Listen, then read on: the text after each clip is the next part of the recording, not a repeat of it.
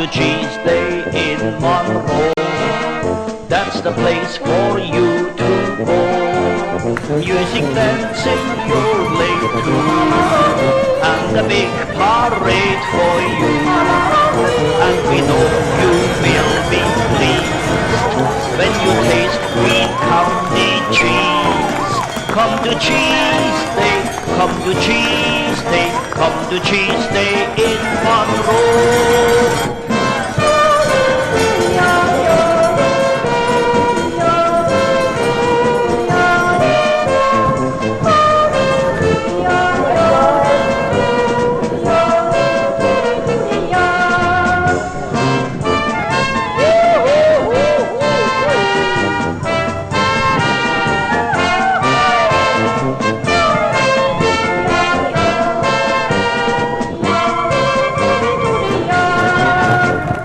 Cheese Day in Monroe, that's the place for you to go. Music, dancing, you're late to, and a big parade for you. And we know you will be pleased when you taste Greene County cheese. Come to Cheese Day, come to Cheese Day, come to Cheese Day in Monroe.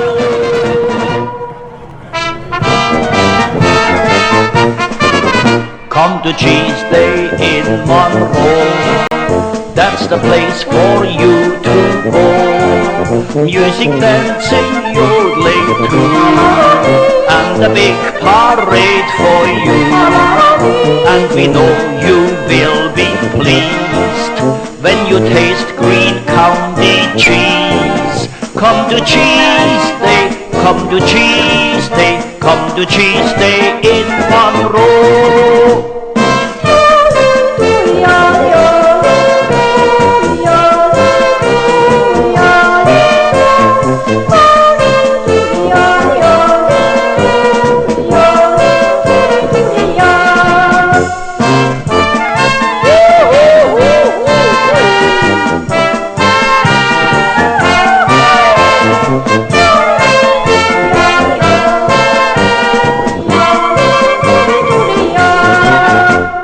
Cheese Day in Monroe, that's the place for you to go. Music, dancing, you're late to, and a big parade for you.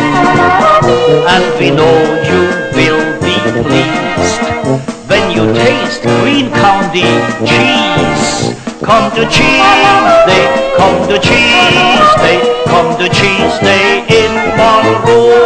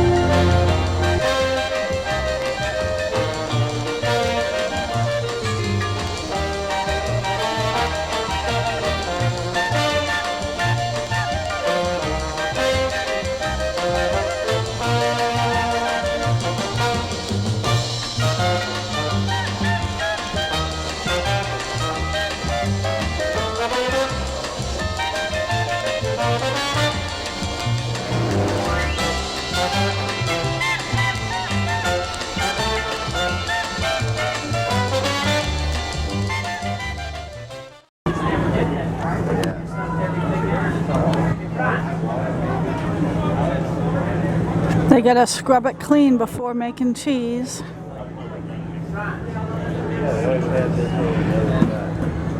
It's all copper.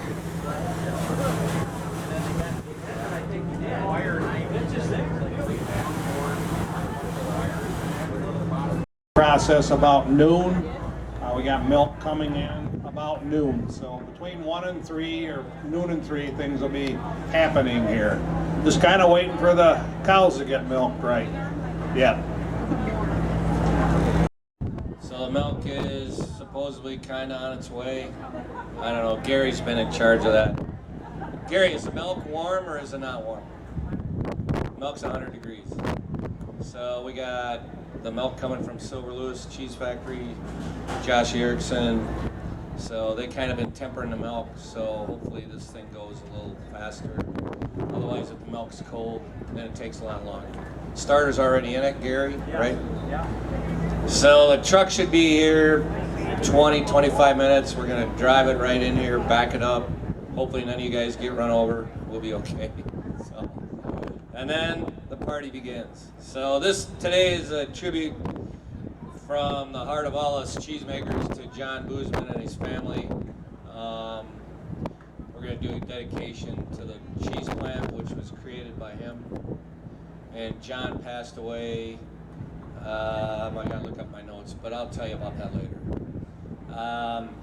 It's too bad he's not here. We were hoping he could make this one, but so this is a dedication to the Boozman family. They've donated this plant to Foreign Type and us guys to keep the legacy going. So that's our commitment to John. So it should be a good afternoon. Thanks. The guys are going to play a few tunes here. They're going to tell us the milk's coming and play a few tunes and before the milk comes and get everybody in the mood. That's what they did in Switzerland. They played some music to bring the cows up. So that's what we're doing. Cows are in the truck, liquid.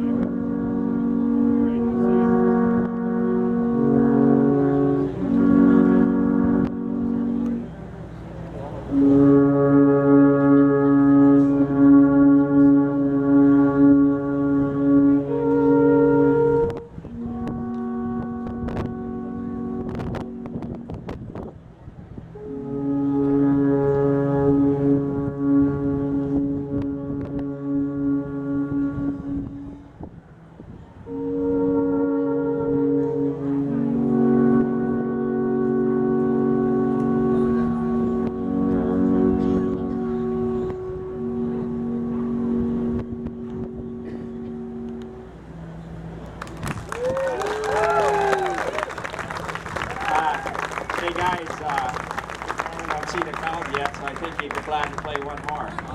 Yeah, for some reason they're not here.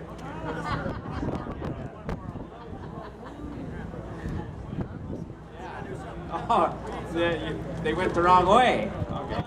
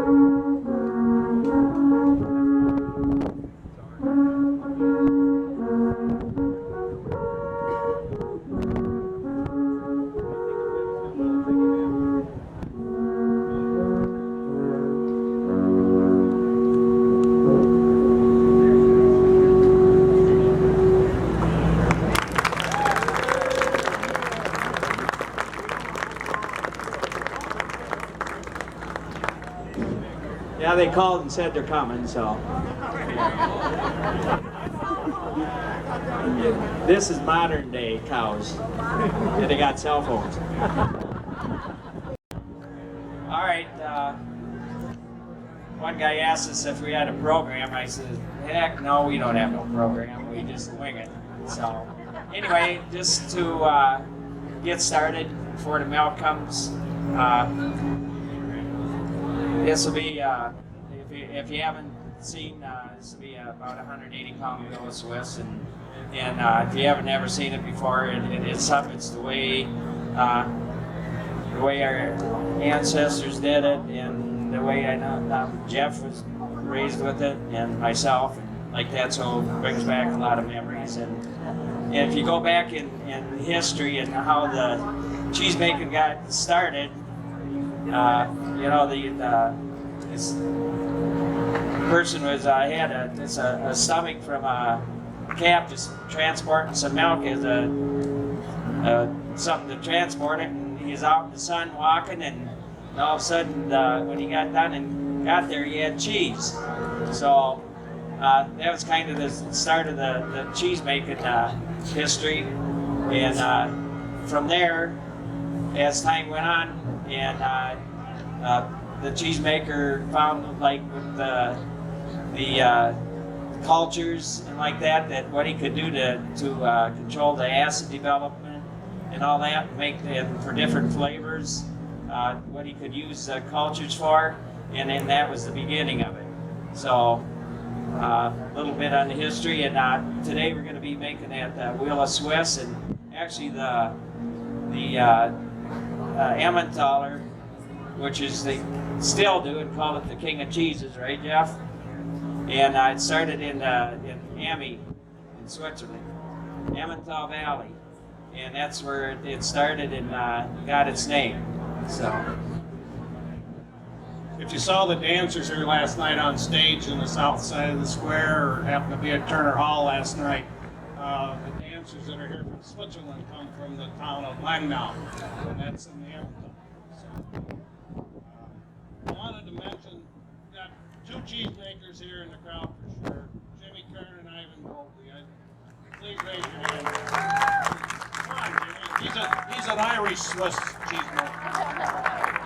Ivan, he's a little Swiss with a name like Goldie. So, yeah, they've been longtime friends. Any other cheesemakers here I'm missing or don't know? Any cheesemakers?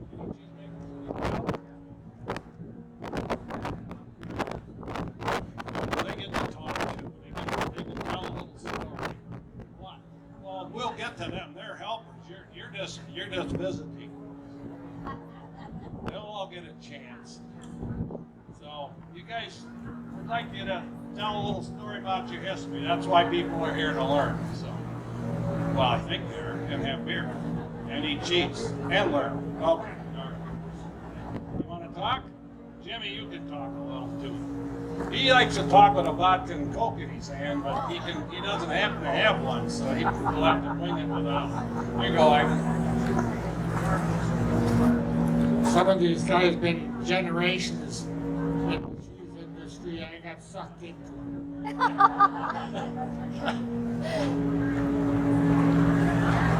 We're from farm country and grew up in the country like that, but never had any history with cheese making, only visiting with Grandma when the hired man took the milk to the factory, and that was a while back. Anyhow, my father-in-law happened to be the secretary-treasurer of the Franklin Cheese Co-op. Most of the cheese factories when I started were co-ops, which means the farmers owned the property. They owned they built the buildings, they owned the real estate. They'd hire a cheesemaker, and he came with what we call cheese-making tools. That's what this is, cheese-making tool.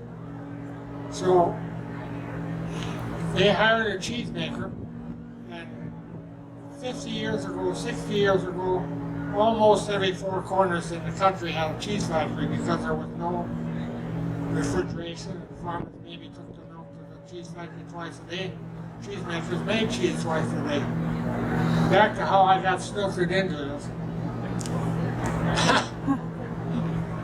I never thought about being a cheesemaker, but I went to the Army in 1955.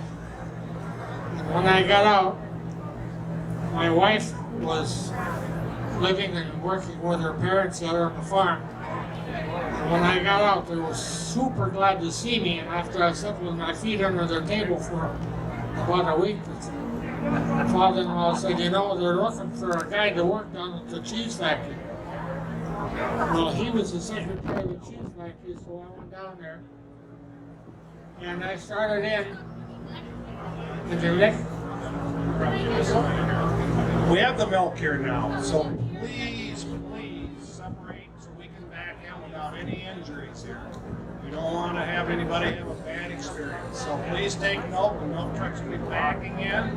He's looking at his mirrors, and we need all the room we can get. I'm going to let Ivan continue his story here. There, thank you very much. We got people helping there. So. All right, milk's coming. Okay, Ivan, let's start. Now this milk, when it comes in, is going to be preheated because it takes too long to do the whole process if you have to build a fire underneath it.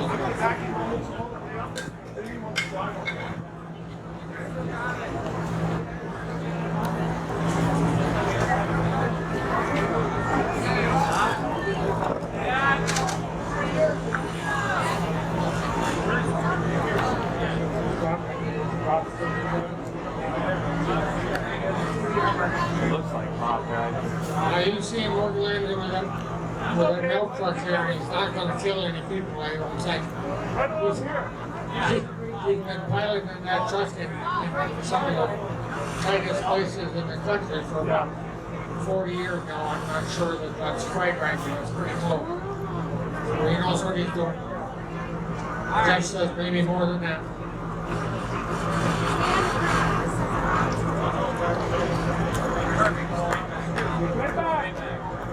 He still holds all the milk for the Soleil Tree Factory in Silver Lewis. Yeah, good. That milk truck works pretty good while it's nice in the sunshine, but you don't see what happens in the snow. Keep going back more. Keep going. Scott, you got about 3 foot. Tell him to back up to D. You good? He's okay. Want the ramp now? Yeah. Stop.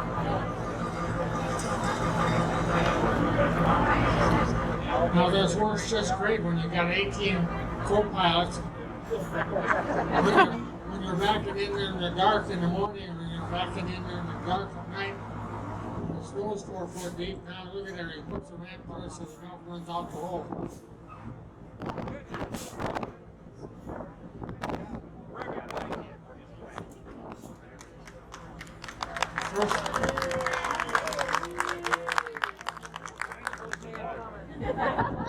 We only do this every 2 years, so bear with us. I made cheese in the winter time we had a lot of snow. So I didn't have any farmers that were too far from the factory. I thought I could see all the farmers from the factory if I stood on the roof. That's an exaggeration, but not too much. Anyhow, with the snow blowing and the wind blowing, I said I spent most of that summer or most of that winter underneath the truck putting on chains.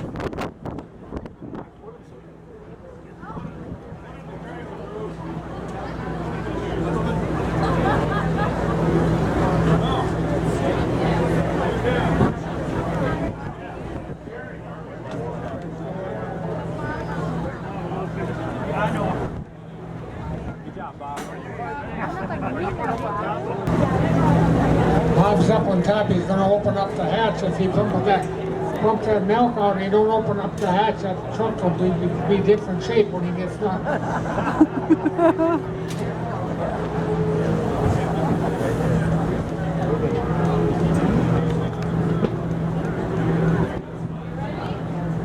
That's farther up than he used to be, Bob, isn't it?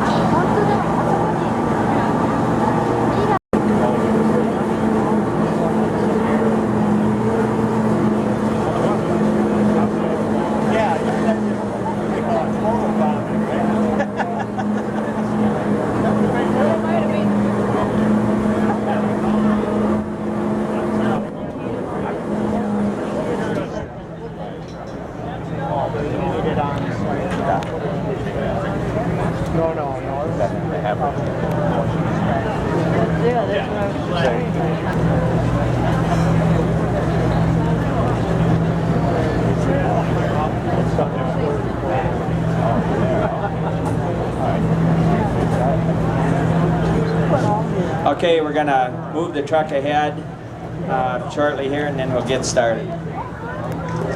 When we're all done, you have the whey, which is a byproduct. Nowadays, usually the farmers would want to take it back to feed their pigs, and as time went on, they kind of got out of a lot of the hog production, and then it kind of became a problem what you did with it. So a lot of it was field spread, but now with all the research and all that, it's a valuable byproduct. They get the lactose and the proteins out of it. Use it in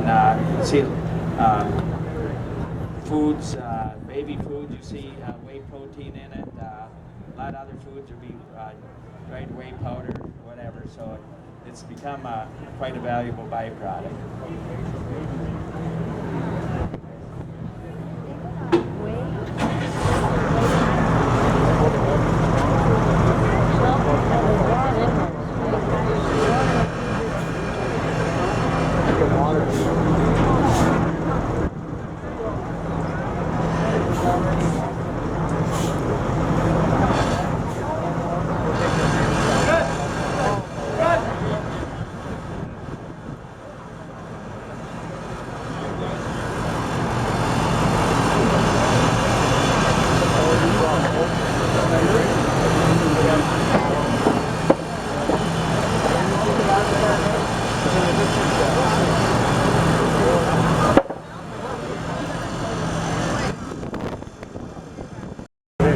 Got the milk in. Jeff, did you, Jeff put the calcium in, and the calcium's going to aid in the coagulation of the rennet. So, like I said, normally we'd be heating the milk up. It would be just, 30, 40 degrees. We'd be heating it up, but just a demonstration, and you'd be here for 8 hours. So the milk's been preheated at the factory. Come from the Silver Lewis Cheese, a patron from Silver Lewis Cheese, 1,700 pounds of milk, and I believe the farmer, I'll let Bob get up here and tell you who it come from, but for for the Swiss cheese, you need some good quality milk. It all starts off as cheesemakers can only make good quality cheese if we get good quality milk. So it all starts on the farm. It don't start here, it's on the farm. Right, Jeff just put the rennet in. Usually it take about 30 minutes. We'll watch the set. How many ounces was in there, Jeff? Probably about 4.5 ounces, and it was a microbial, triple string microbial rennet. There's different rennet. Veal, which was back like I was telling you, when that guy a long time ago was carrying his milk in that calf stomach, all of a sudden it curdled. So there had to be a reason. So that's how it got started. The enzyme within that stomach curdled the milk. So that's where rennet come about, and that's what we use. There's a microbial rennet, which it's a manufactured synthetic rennet. A lot of them use that. Some use the veal rennet.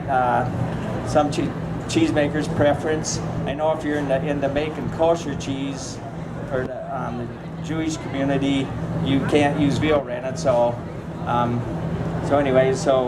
we use the microbial.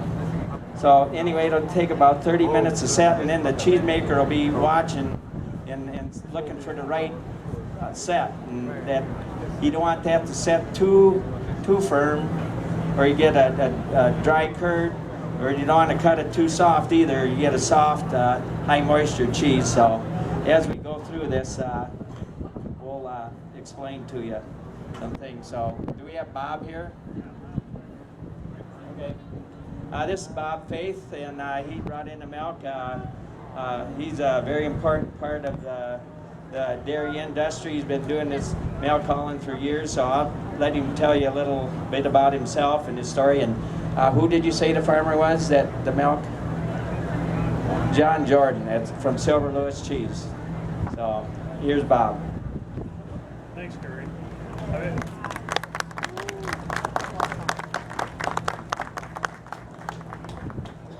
I grew up in this area. My folks farmed until I was about 20 years old. And I don't know, when I was 18, I had a chance to start the hall milk, and I thought I'd maybe try it, just maybe wait a year before I went to college. And I really liked it. I liked the people I worked for. The company that I did business with was Bowman Dairy at that time. They had an intake plant here in Monroe. And their milk went to Chemung for bottling in Chicago. And then when they closed the hall for PMA and AMPI for a short time, I had a chance to get started with the cheese factory milk. And I started out with Albert Depler Chalet, picked up his factory, the Depler factory, and the Chalet factory. And that was about 62. So I've been at it for about 56 years now. And really enjoy it. My farm route is really my neighborhood. I kind of know a little bit about what goes on in each one of these businesses. It's enjoyable. At any rate, I hope to stay at it for a few more years. When I started out, most of the milk in this area was canned milk, about 90% of it. The price of milk was probably $3 or a little less.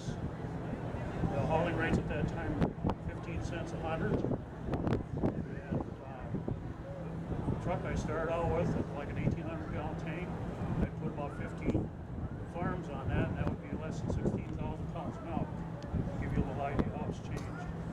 Wages at that time, I worked for $5 a day, $150 a month, 7 days a week, and picked up one load of milk.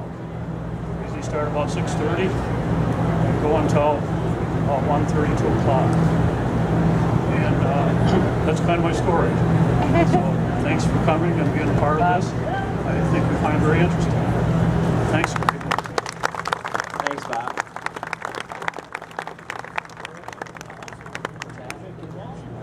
Well, Jeff, we're fighting over stools.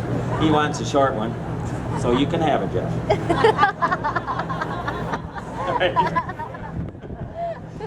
Anyway, the culture that we use, the cultures that we use, there's direct VATSATs. Just buy one at DVS, direct VATSAT, where the cheesemaker takes it out of the freezer. It's either in pellet form or freeze dried.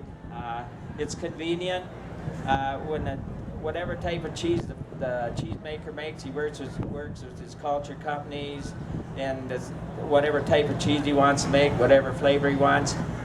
Bruce Workman supplied us with the cultures for this, and he used LH32, which is for flavor, and that's Helveticus bacteria, and he also used SCC17, which is the Streptococcus.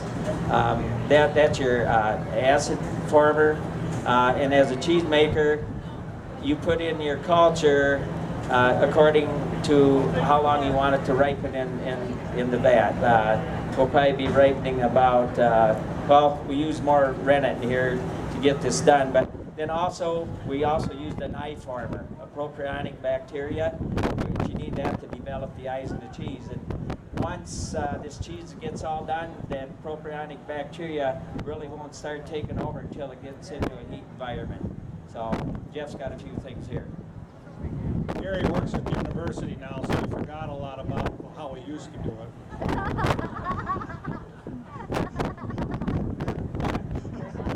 Oh, sure. Yeah. And then he worked at the university. The culture, like Jimmy and Ivan and Gary and I all made Swiss culture from way out of one of the kettles. We used to take, maybe we kind of knew what farmer's milk was in that particular kettle. The factory I worked in, we had 20 of these in that plant, and we made up 36 kettles one year when the neighbor factory burned, and we took their milk in, I think, 36 kettles in one day, 7 days a week, as Gary mentioned. But we used to kind of keep track of whose milk was in what kettle, and we would pull some of that whey out of there, kind of like you do with a sourdough or something, where you keep a starter going in your refrigerator. Well, we did the same with whey. And we would take whey out of a kettle and we would cook it up. And we always use, on the thermometers we're using, you're familiar with Fahrenheit and Celsius, but we use the French scale, the Swiss did, French scale called, I believe, Raremer. And that's the way I learned. I didn't even know what the temperatures were in Fahrenheit. We always use the Raremer scale.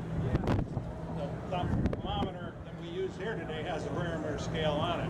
We used to heat that way up to almost pasteurization, up around 160 degrees. We controlled the Rhodococcus bacteria in that way.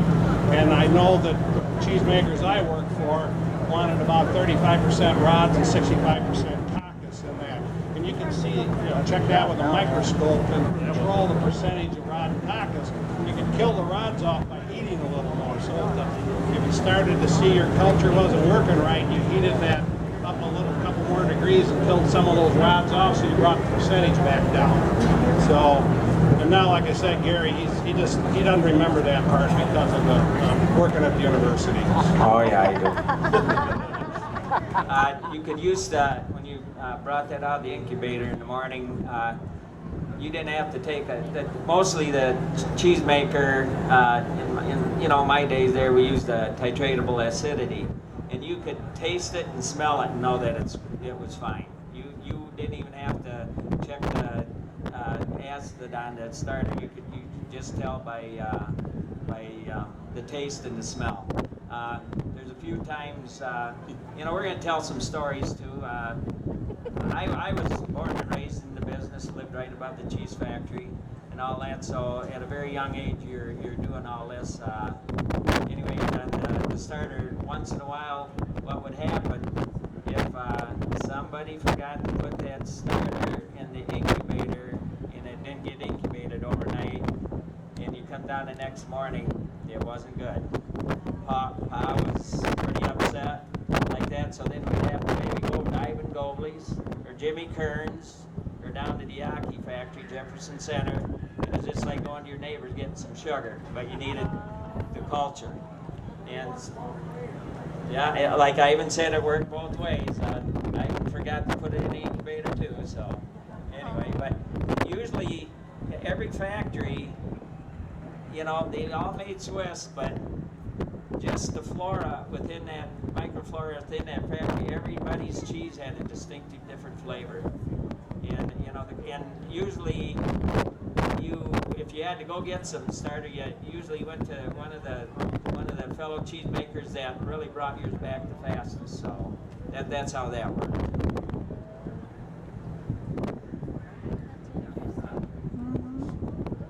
We got to do a dedication. Yeah. Moment. We talked earlier about John Boosman, who is no longer here with us.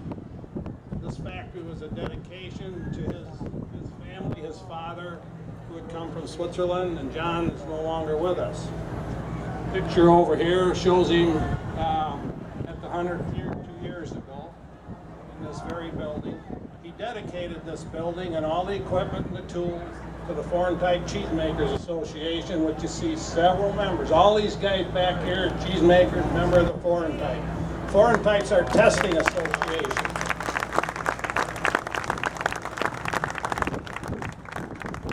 The Foreign Type, and we have Gail Zeitler standing up in the doorway. Wave, Gail.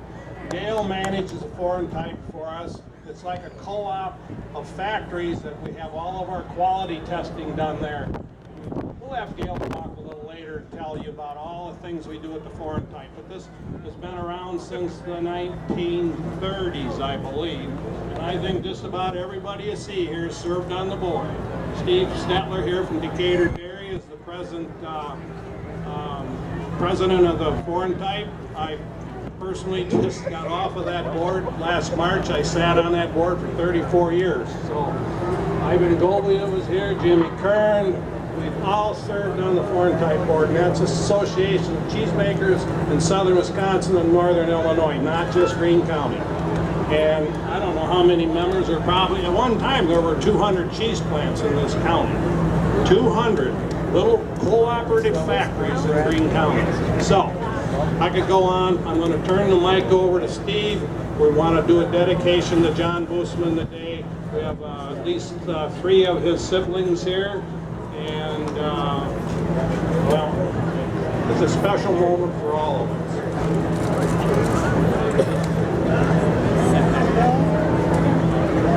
Thank you. Thanks, Jeff. This is the plaque that we designed, and we're going to leave it on this cheese factory, John's labor of love. So the plaque says, this demonstration factory is dedicated to the memory and life of John Boosman. It was his love, it was his labor of love for the cheese making industry and the public at large. So this was his dream, to have this and show the public every year at Cheese Days. I'm not an electronic guy, so I kind of have this on my cell phone. John Boosman unfortunately died June 3rd, 2016 at the age of 91. And he was a trooper up until that time. He was an award-winning cheesemaker who developed this cheese-making cheese factory in 1970. And I believe, according to Dan, they set it up twice in 1972. Once in front of Marco's, a supper club south of the square. And they tore it down, and then they brought it up here and set it up again.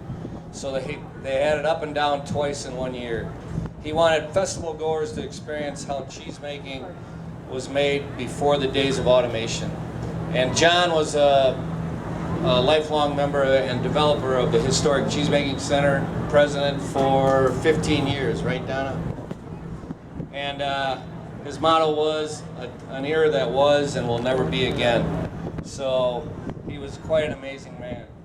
John donated his factory to the Foreign Type Cheesemakers Association. Gary, Jeff, everybody was pretty instrumental in trying to get this to work. He did that in 2013 to ensure the legacy for generations to come under the stewardship of us cheesemakers. Foreign Type Association is proud to have this honor and get this cheese factory. And his family, some of his family members are here. I believe Hunts is here, Hunts Boozman. Helen Bethlen is here. Leila Boozman Yackel is here, I believe, right? If you guys want to just kind of come up front.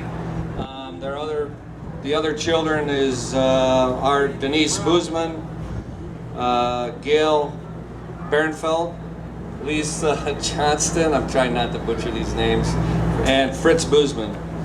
So we all dedicate this factory today, September 17th, and we'll keep this heritage and tradition going. So, any of you family members want the mic or are brave enough to say something? Our father was very proud of his Swiss heritage. We remember him yodeling when we were kids and speaking in Swiss. He was very passionate about this cheese stand and this demonstration, and as Steve mentioned, he did this since 1970. And so it's been near and dear to our hearts. We've been here probably every year. My brother was the one always here helping early on, as in early in the day and the days leading up to it. And I have memories too of us as getting this equipment together, helping get it cleaned and sand and all that. So it's been very much a part of our family. We thank you very much for your tribute to our father today. In the picture, just to make sure, this is our dad and Ernie Almond, two cheesemakers, and both we feel are up in heaven stirring this cheese kettle today. So we thank you again. All right, there's one other guy that's been here. Well, there's a couple guys. There's one other guy that's been here every year, Frank Doyle. So you've been here every year since the creation of this cheese factory. So I think it's only appropriate that you say a few words, Frank. Hello, everybody, and I'm glad to see you all here, and I'm glad that I'm able to be here. And the Boozman children here has always been great to me. Their father was great to me and everything. So I want to thank everybody. Thanks, Frank. And then we have Dan. Dan's been, well, he's taught us everything about this thing. Because if you look at it, it doesn't just go together the easiest. So, Dan, you got a few words? Yeah, working with you is a challenge.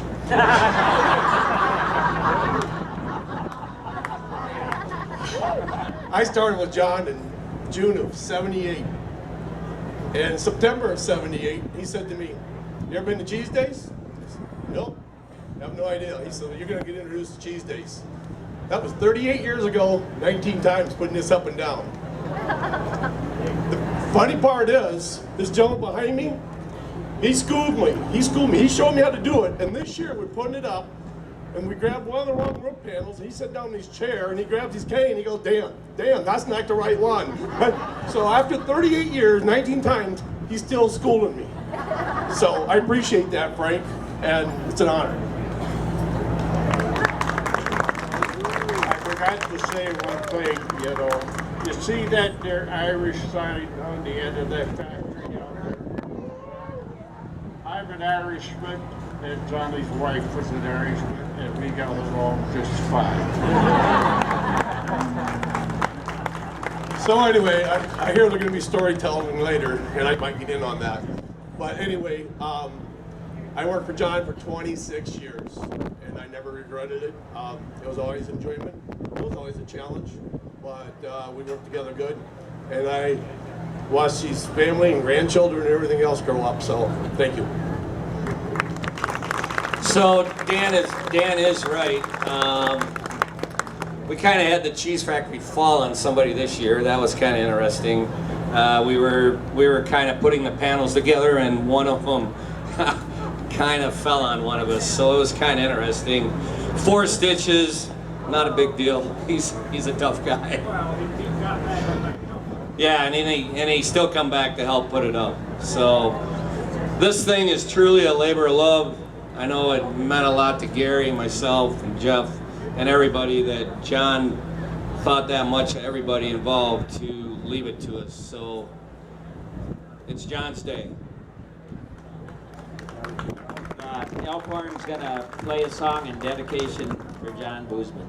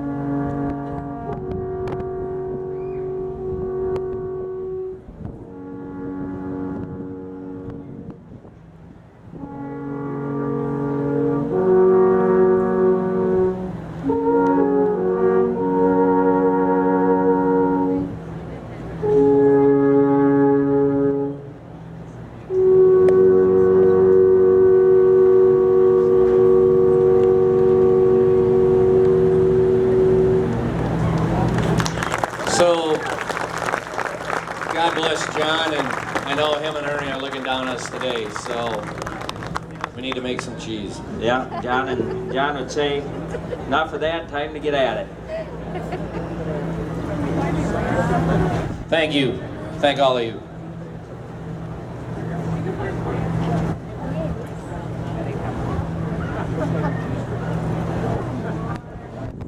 Filled up here. I know we had Billy Knox up here helping out. That's that next generation of millennials that need to step up and help these gentlemen through the years and keep this alive, because everybody wants to know, how did it really all get started? So we again, from Cheese Days, appreciate and thank the foreign type cheese makers for keeping this going and for all the hard work that you do. So let's give them all a round of applause. Thank you.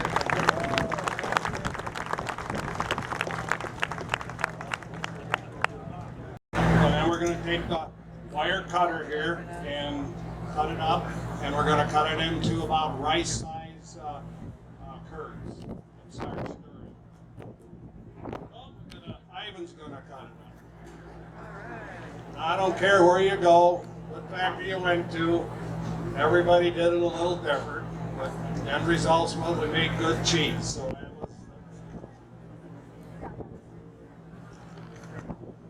you might kind of watch the mirror up there if you haven't noticed that and see what's happening.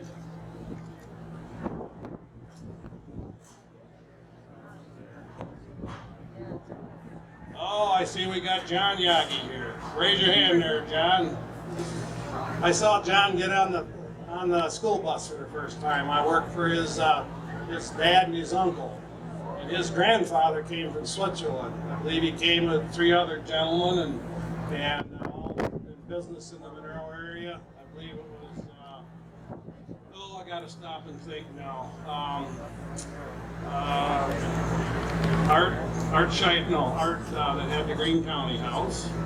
And Art Spurry, thank you, Art Spurry, and let's see, I gotta stop and think of it. Adolf Vogel, I think, and Joe Yagi, and who was the other one? Reinhard Mueller, at Mueller Cheese Factory Supply here in Monroe. And I believe the 4 of them came over, and then then came along, well, I worked for the Aggies for 11 years, and John was a little boy.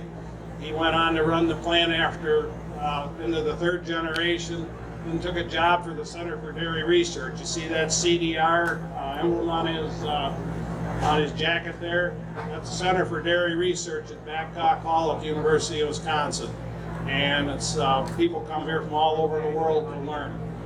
It's been fun to watch John grow into this industry. He's a key leader across the nation, works with some of the finest people in the dairy industry that we know.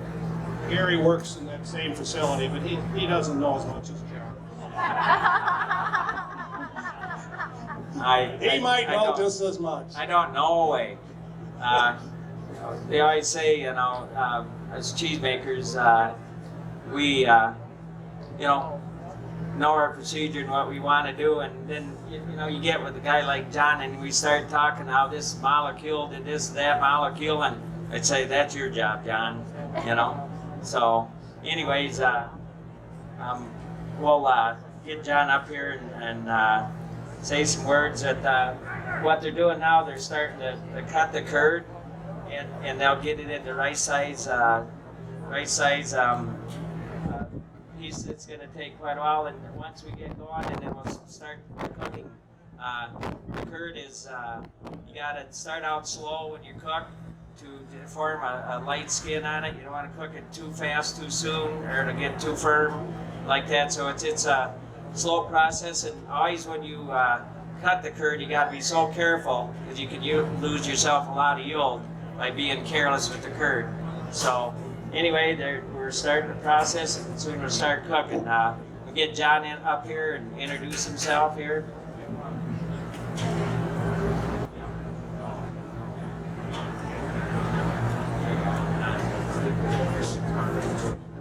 Thanks, Gary. Like Gary said, my name is John Yagi, and I'm with the Center for Dairy Research at the University of Wisconsin.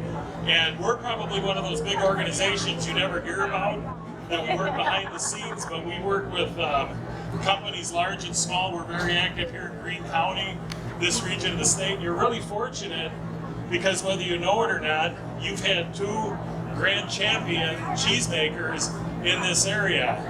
Emmy won the world contest, which is the second largest cheese contest in the world. So Emmy won with their Sure Swat. And then our other champion is American Cheese Society, which is a very prestigious contest as well. Probably the third largest cheese contest in the world. And Chris Raleigh, who's standing back here, won grand champion with Little Mountain. So you can truly say that we have the champion cheesemakers around the planet. Two of them within driving distance of Monroe, so that's a pretty good deal. So today you're seeing a demonstration with Swiss cheese up here in front. Does anyone know how you get the eyes of Swiss cheese? How do you guess? What do you think?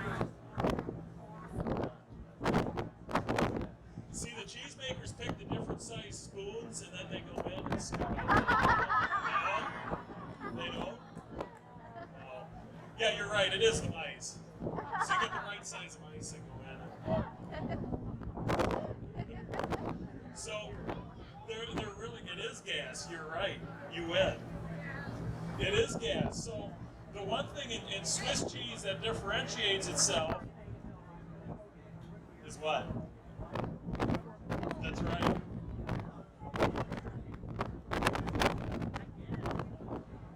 That's right. He's right. He's got it. So what you do is there's a certain bacteria. Cheesemakers, you're like a winemaker or beer maker. You're in charge of fermentation. Cheese making process is basically a fermentation process. So you need different starter cultures. So the cheesemaker has to know the type of starters they use. There's hundreds of different starters and adjuncts and things they put in, and then they kind of watch the monitor the pH, what we call. So we look at the level and how much acidity is the level. That's how we make the cheese. So in the case of Swiss cheese, we have a special bacteria, and what it does is it takes lactic acid and ferments it to carbon dioxide, and that's what gives you the. So he's right, and you're right, it's gas that causes those eyes. But as far as Swiss cheese because it takes a lot of experience. The right knowledge to do it, you have to cut it a certain way, you have to control the rate of acid you get to get that right texture in Swiss. So that's one thing that makes it different than other cheese varieties. Okay, John, we're gonna stop you just for a second here. We're gonna have a few introductions here. The foreign type cheesemakers was established back in the 1800s. The purpose of the foreign type cheesemakers is their lab, and the cheesemakers had to have a place to test their milk and get the compositions on their cheese. So it was organized back many years ago, and we're still in existence. We had some of the board members here, and I'd like to introduce them, have them come up here and tell what plant and what they're doing and what they make. The president of the foreign type cheesemakers is Steve Steller. Then we have Chris Raleigh as vice president, Raleigh Cheese. Steve's the Decatur. Mark is the treasurer for Zimmerman Cheese out of Wyoto, Wisconsin. I'm myself, I'm on the board, and I make West Prairie Hill cheese with my father for 50-some years, just south of Monroe here. Now I'm up to Babcock Hall in Madison. We got John Yockey, who's on the board, and he's with the Center for Dairy Research, and Randy Pittman, which is at Mill Creek, Upper Arena, Wisconsin. So I'd like to have them come up here and say a few words and where they're at, what type of cheese they make, and a little bit about their history.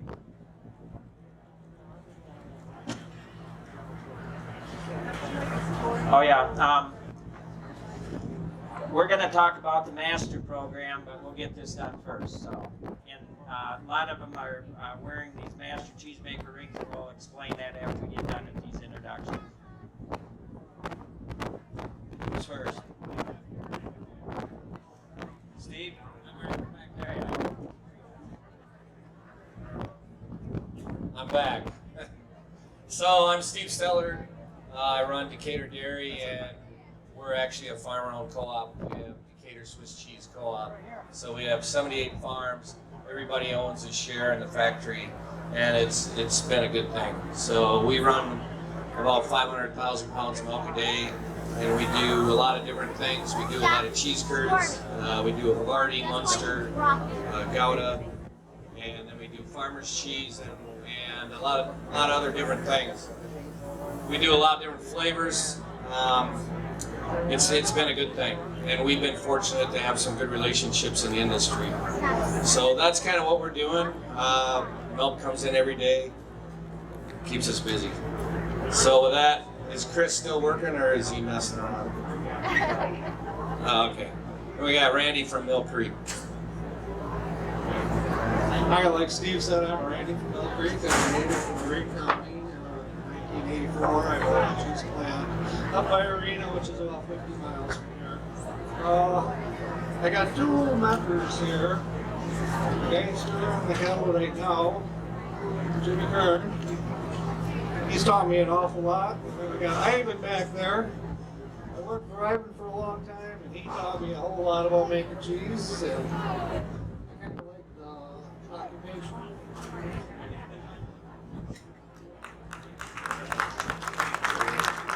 Here's Chris. Hi everybody. My name is Chris Raleigh. I'm a fourth generation master cheesemaker at what is known as the Hicks Corners Cheese Factory over in Lafayette County at 23 and 11.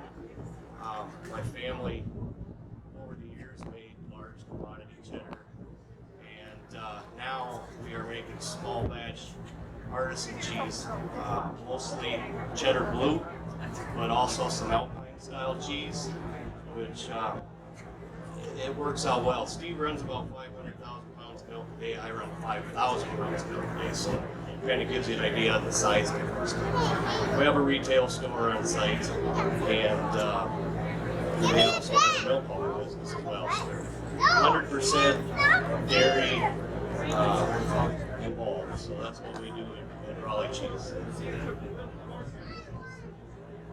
Thanks, Chris. All right, now we're going to start Okay, Frank is going to keep his tradition going. He's lit this fire for all the years he's been here, so he's going to do it. Long ago, when they did this, they just put firewood under there, and that was their heat source. We've got a gas burner under here, so, and when you cook this cheese, you want to start out cooking it slow, because you don't want to, cook it too fast, maybe a degree every 5 minutes. And then as you go down, and 30 to 40 minute cook, increase it after that, otherwise you, all right, you're used to that. Anyways, slow cook, bring it up so you don't get the curd, that it gets too hard of a shell on the outside and don't cook the inside. Well, so it's a slow cook, and keep agitation. If you notice, we put a breaker board in there. That board that's in there, what that does is the curd will come off of there and break up the lumps. You don't want any lumps, or you end up with the big blowholes, what they call them, but I call them Texas eyes. So anyway, so we got her lit. All right.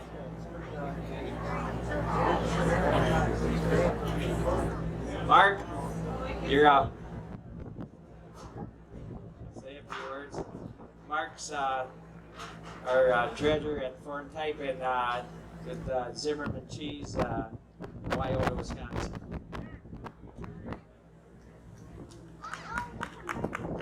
Yeah, run a plant out in Wyoto. It's about 20 miles from here.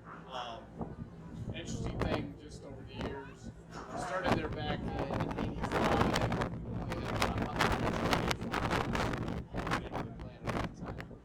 Now we're, I think we're just under 50, 48, and they bring in about 300,000 pounds of milk a day.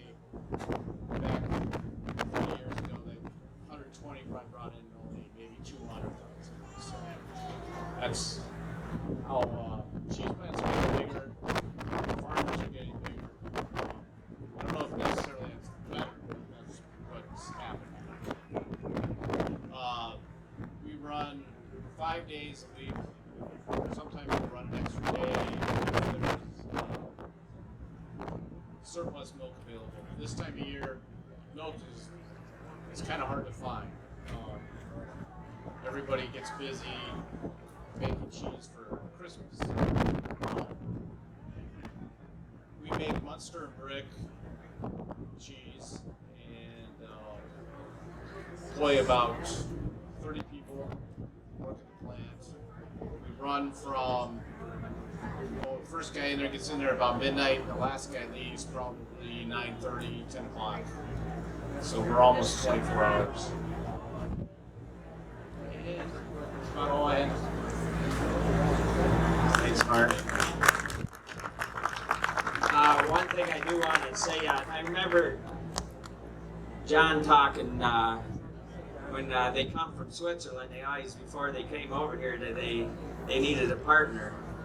I don't think they really cared, how she looked or whatever, but they needed a helper, so they always wanted to bring a partner with them. So anyway, but what I'm saying is, through all the years, all these cheese makers, Ivan, Jimmy, everybody, our wives played a very important role. They're our second-hand man, and I just want to thank them all, and I'm sure the Guzman family, that was the same way. Sometimes we overlook them, but we shouldn't, because I know at my place, when I want to find something, I ask Corey, my wife, where is it? And she said, don't you know? No.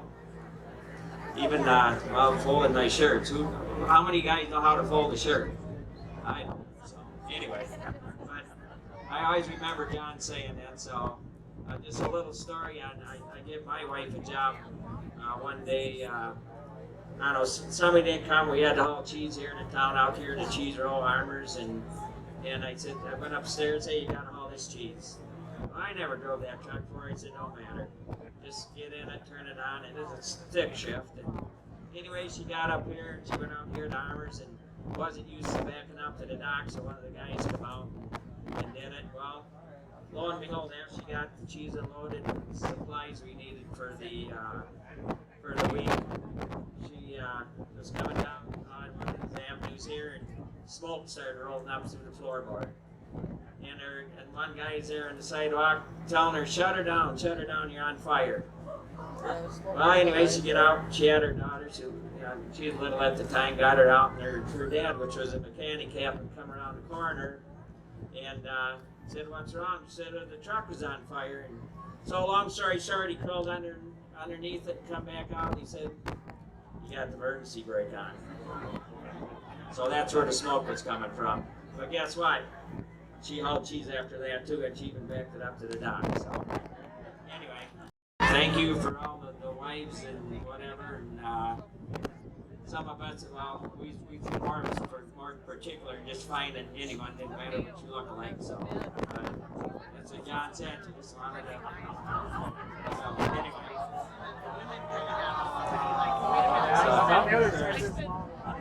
Anyway, Dave, I see Franz Niederberger and Dave Buchholzer's here. Come up and have to say a few words.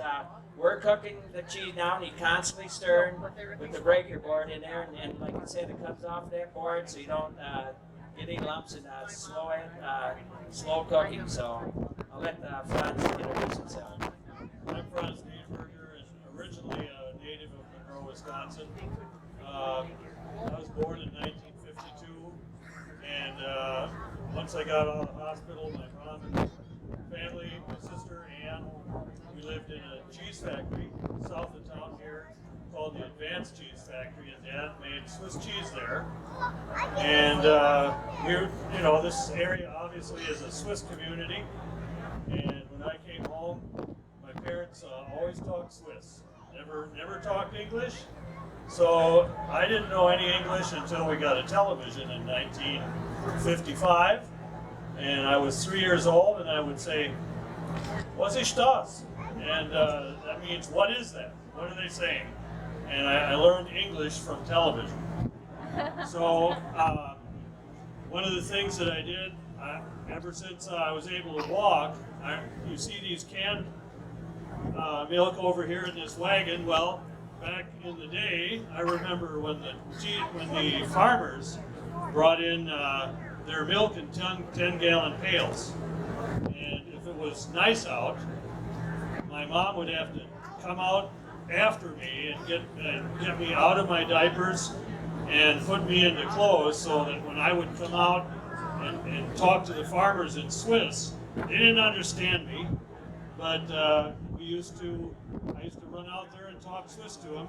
They'd bring their canned milk in and put them through the track and run them into the factory, and then the milk washer would wash the cans and bring them back out. And that's my first 8 years of life, was living on a cheese factory, making Swiss cheese. Currently, I'm working in Pine River area, Wisconsin. That's up by Appleton, a few miles west of Appleton. And I work for the Union Star Cheese Factory. And we're a smaller cheese factory. We take in about 10,000 pounds of milk a day. We have two different plants up there. One's called the Willow Creek Cheese Factory. The other one's the Union Star Cheese Factory. 4 days a week we make cheddar, and 90% depends on the time of the year, 90% of it might go out into 1-pound bags of curds. And in the early part of the year, January, February, March, we make more block cheese and less curds go out. So the other days, on a Tuesday, we make mozzarella string cheese. And then we have a little vat that we use in the other factory. And we make 2 vats a day. One vat has 1,000 pounds of milk. The other vat has 10,000 pounds of milk. And we make small volume cheese for the local area. So we're not sending out nationally, but we have a niche. We talk about fresh cheese, and it gets out to the customer. And in one day, there's 1,000 pounds of cheese curds get sold, and then the next day we go at it again. And yeah. once again, the string cheese, the variety of string cheese comes, again, a lot of the cheese is made, it's involved the bacteria that we use. So the bacteria causes the taste, the flavor, and texture. The bacteria, that's just the nature of that bacteria causes it to string out. So it's all, mostly cheese is all about bacteria. Initially, when we make string cheese, it's done a little differently than the big plants would do it, but we make curds out of it just like we would in cheddar. And then after that point, it changes. So once we take the curds, we dump a few pails in a stainless steel pot. We add scalding water and stir it, and then it gets real. It's like bread dough. And then that gets stretched, and then we throw it into a machine, and we just push the string out and cut it off at a certain length. We make about 1,000 pounds of string cheese a week, and it's gone by the end of the time. We do it on Tuesday, and by Saturday it's gone. And that's the freshness part. That's the freshness part. But it's done like bread dough and pushed through a press that causes it to string out in finger-sized pieces, and then we cut it off by hand. So that's the difference between a big factory and a small factory. So, and I don't know the big factory process. I'm sure it's a lot different than we do. Thanks, Ron.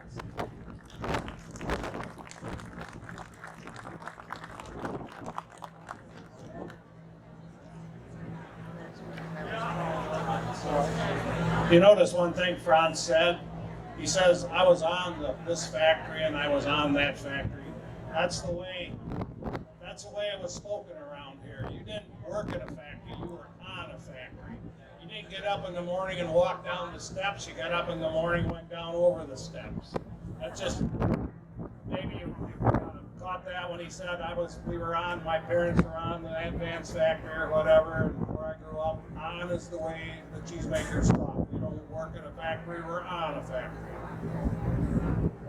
Thanks, Jeff. I'd like to introduce you to, and I'll let you introduce Aki. And he come up, I'm up to the university there, and Aki here is from South Dakota State University. He's in their cheese manufacturing program there. He does the ice cream, he makes the cheese, and he wanted to come up and see how to make Swiss cheese with ice.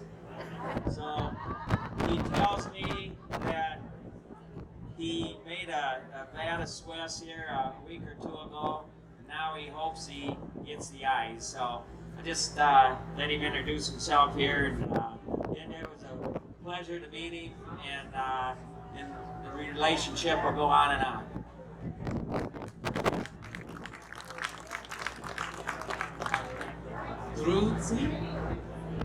Hello, in Swiss. I'm Aki Ichinomiya. I came here to the US from Japan for my school, in South Dakota. And I was a graduate student for a couple of years, and then I got the job as assistant dairy plant manager. Since then, I started making cheddar and the Montreal job. And then one day, I was cleaning up the file from the old dairy plant, and I found the Swiss cheese recipe. But I never seen the Swiss cheese in my the dairy plant before.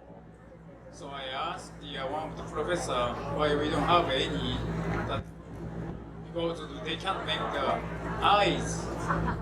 So that's the reason. And then there was a conference in this April. I met him, Gary, and they talked about how can I make an ice for the Swiss cheese, and he said, oh, you do such and so easy. And I sent the email, but nothing answered for about 2 weeks, and then finally he called me, and then why don't you come to his place? And oh yes, and I got the day off, and then went there. I was like his shadow from 6 in the morning to the 5 in the afternoon to learn Swiss cheese. And finally, I made Swiss cheese by myself. First time in my life, last Friday. So hopefully, in a couple of months, my Swiss cheese will have eyes.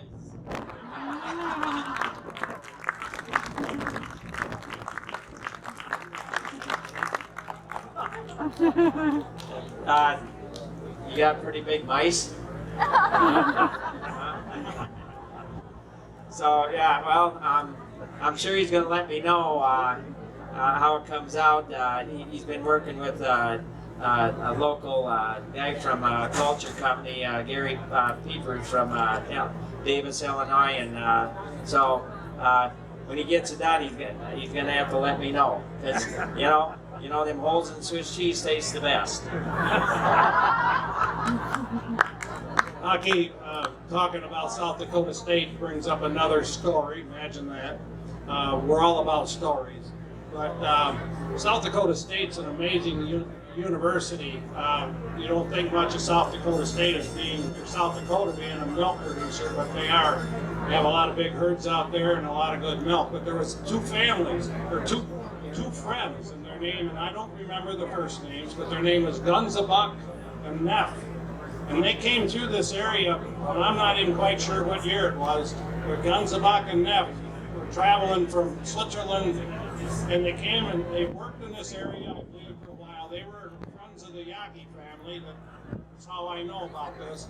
And they were going to California to make cheese. And they left here in their vehicle, and they got out in South Dakota, and I think this was in the 30s, I'm not quite sure, but the story is that they got to Millbank, South Dakota, and their car broke down. So they were there for a while until they could get it fixed so they could continue on to California. And while they were there, the local people found out that they were Swiss cheesemakers. And they said, well, we've got milk, why don't you stay here and make cheese? And they did. And now you have Millbank, South Dakota, the Valley Queen cheese, and a lot of other cheese plants out there that are actually, South Dakota has a very active and very progressive dairy program, school. It's just amazing. Then you don't even think of South Dakota as being much of a dairy state, but they are. And it all came from the Swiss that traveled here on their way to California and never made it. So.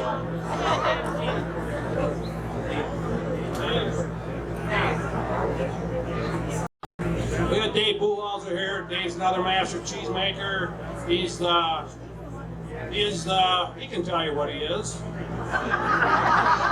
Dave comes with Klondike cheese. I think most anybody comes through the area knows who Klondike cheese is, and I'll let Dave tell his story. Okay, thanks, Jeff. Yeah, I'm Dave Buchholzer from Klondike Cheese. I am this year's Grandmaster Cheesemaker for Cheese Days, which is a new genre. It came from winning awards at Brick Cheese and contests. Like I said, it's a great honor because the competition in these contests is so tight. There's such good quality cheeses that come into them that getting a win of any kind is great. But to win something as prestigious as this is really something else. I work with the Green County Fair Cheese Contest. I also work with the U.S. Cheese Contest, the World Cheese Contest, put on by the WCMA, and looking at the quality of the cheese that come into these contests, and especially the cheese that comes from this area, the southwest Wisconsin, Green Lafayette County area. It's really some of the best you're ever going to find in the world. Our cheese factory is about 8 miles west of Monroe on Highway 81. We're halfway between Monroe and Argyle. My grandfather started making cheese there in 1925. My father took over from him after he got out of service after World War II, and my two brothers and myself came into the family business full time bought in 1971. Since then, the plant has grown. Now we've got the fourth generation is working there, and actually some of the fifth generation is there at this time. We've made around 120,000 pounds of feta cheese a day. We also make another 250,000 pounds of Havarti and Munster. And about 2.5 years ago, we started making a Greek yogurt, which has started to do very well for us too. So, I want to just say, thank you to everybody that's here.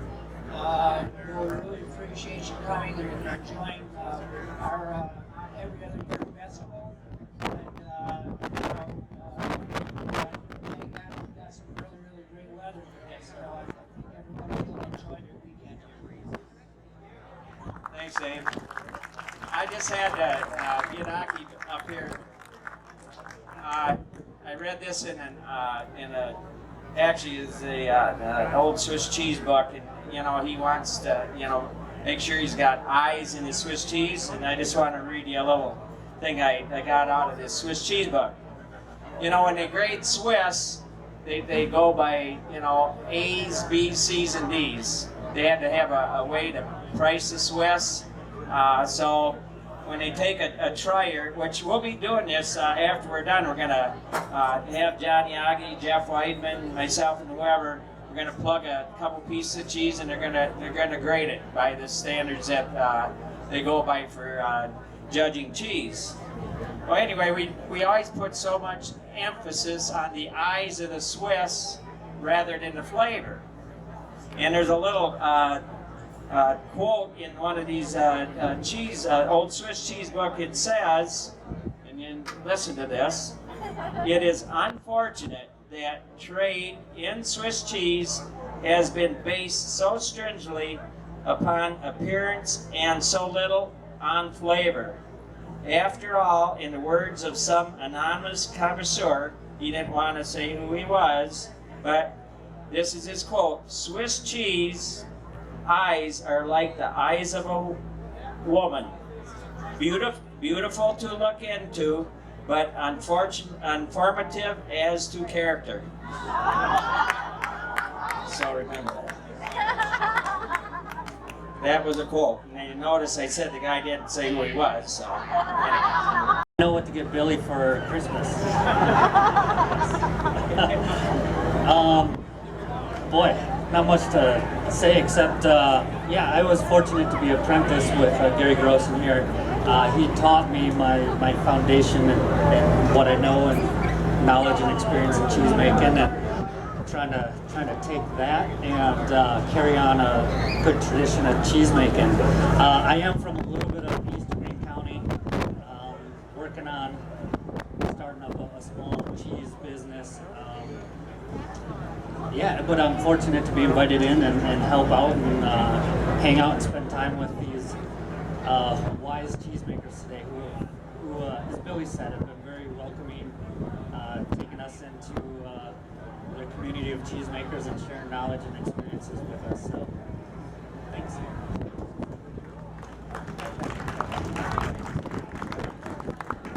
My name is Jake Huffman. I grew up in Monroe. I'm from Monroe, but now I work in Faribault, Minnesota. We're a blue cheese maker, so they were talking a lot about bacteria. There's also some people that have to deal with mold too. So I like the mold. I need it.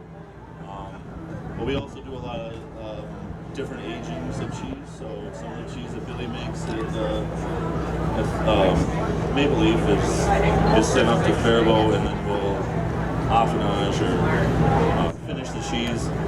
It's about a 9-month process that we do to it, and we beat him with it at ACS this year, so I think the cheese, the caves tend to be an important part of the process. So.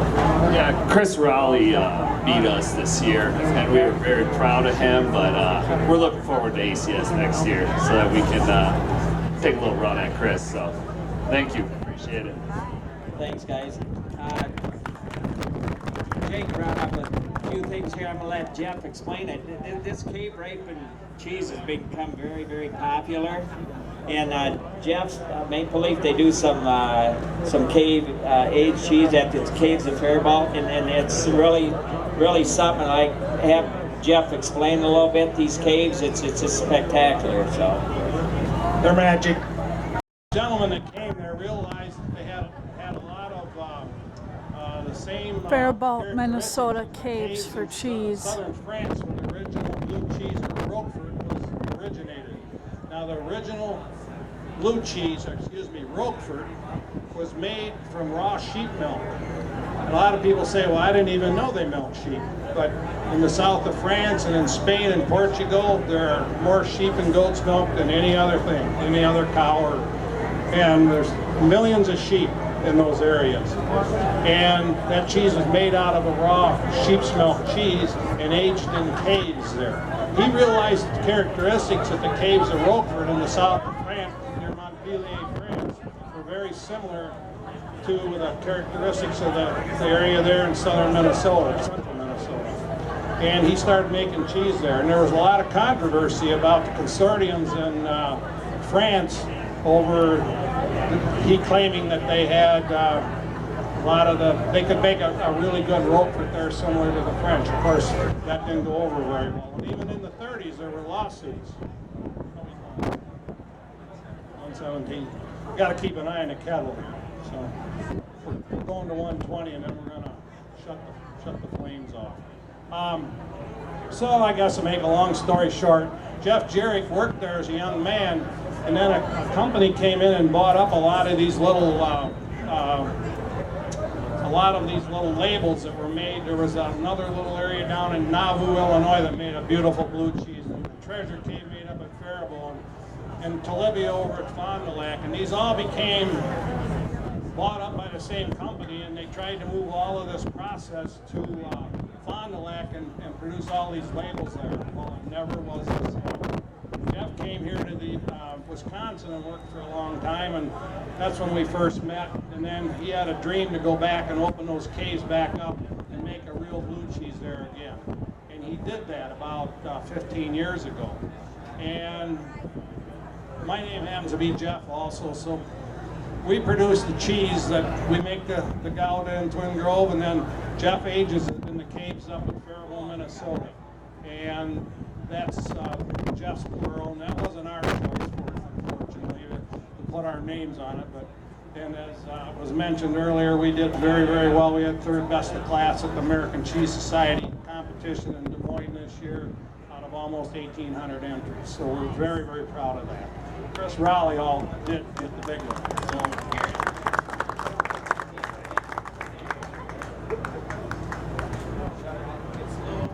So, where was I at? We've got to keep making cheese here.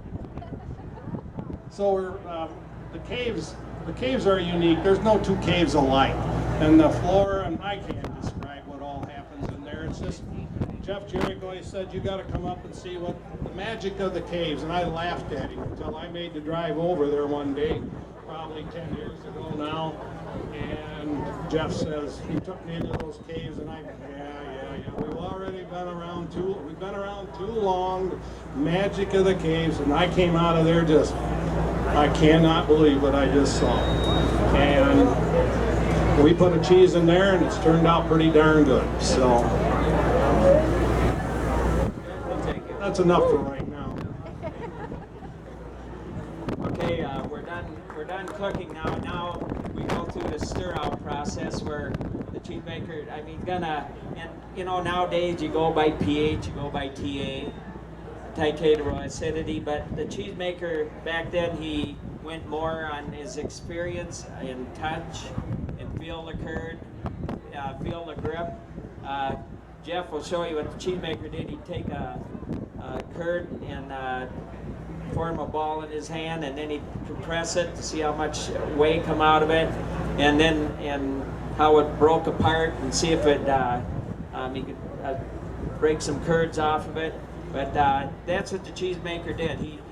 They didn't have all the electronic stuff, and so it was all by just experience, time of the year, what type of milk he had, and all that. And Jeff will just come right out here and explain what he's doing here. And but it's what he's doing now. He just, I know what he said. It's not ready. We're gonna let it stir out longer, let it firm up, let the curd expel some whey like that. So that's what we're doing now. Is what we call the stir out. Once we stir this out, then we'll be dipping it. So let's see if I got it. Everybody up here. John, you want to come back up and oh, there's one thing I want to talk about. And John, you can come up here too. It's the Master Cheesemaker program. It was started back in what year, John? In 1994. And what it was is they started it for us cheesemakers that have been into the cheese making for many years to come up and further our knowledge, take our experience to the next step up to Center for Dairy Research. And it's not an easy program to get into. If it was, we'd have 300-400 rather than 67, something like that, Master Cheesemaker in the state of Wisconsin. But I'll let John explain the program, which is put on by Center for Dairy Research and Wisconsin Milk Marketing Board. But I'll let him tell you, have him tell you what you got to go through to get in it and whatever. Thanks, Gary. So the Master Cheesemaker program, like Gary said, the Center for Dairy Research puts it on in conjunction with the Wisconsin Milk Marketing Board. So it's kind of modeled after what you see in Europe. In Switzerland and a lot of the European countries, they train their cheesemakers that come over there, and if you talk to them, it's a combination of what they say is theory and practice. It's a lot of classroom work, kind of looking at the science behind cheesemaking, and then combining it with the artisan aspect of it. So there is definitely science and definitely an artisan aspect to it. So to go through the program, first of all, you have to have your cheesemaker's license for 10 years, and you have to be making the specific variety of cheese for 5 before you can get into this program. So then you have to pass an oral examination. So there's experts from the industry and from the Center for Dairy Research will go out and basically quiz you. Ask you a bunch of questions about your make procedures, the different aspects of sanitation within your plant, how to correct basic defects, if there's any legal standards as far as composition of your cheese, do you know that? And we've turned people away. Now, the point is we like to elevate the education level in the state, so we don't want to kick you out and say never come back. But if you're not quite ready, you can come back after you take so many classes. So the cheesemakers come through classes. If they pass the examination, they take multiple coursework that they have to take at the university over a 3-year period. Many different options. For example, last week we did a cheese course on cheddar cheese, very intense, 3 days. It involved not only cheese making, but a lot of classwork taught by CDR staff and industry experts. So you take this classwork over a 3-year period. In addition to that, your cheeses are evaluated. So you'll have experts that will go out to the plants and will look at the cheese and they'll grade it. They'll taste, they'll look at the texture, they'll look at the flavor, they look at the composition. It has to meet clean standards. Your plant has to be very clean.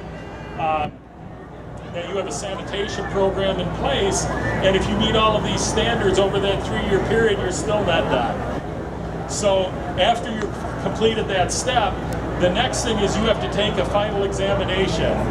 And this final exam, it's a take-home test. And it's not as easy as it sounds, because what we try to do is teach the cheesemakers where to find references, where to find resources to kind of help you.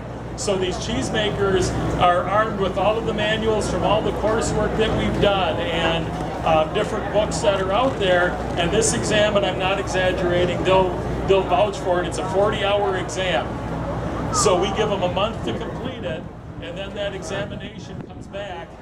And then if they pass the examination, and trust me, not everyone has, once you pass that examination, then you're a master cheesemaker. So every April, either at the International Cheese Technology Expo in Milwaukee, that's held every other year, or the Wisconsin Cheese Industry Conference, is when the new master cheesemakers graduate.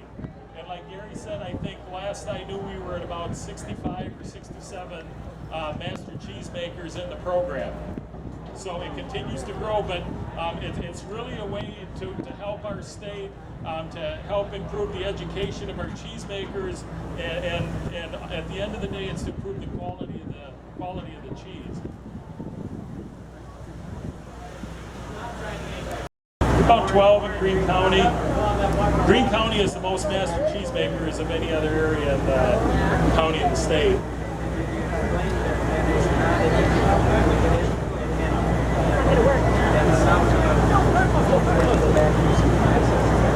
Oh, they know it's hard.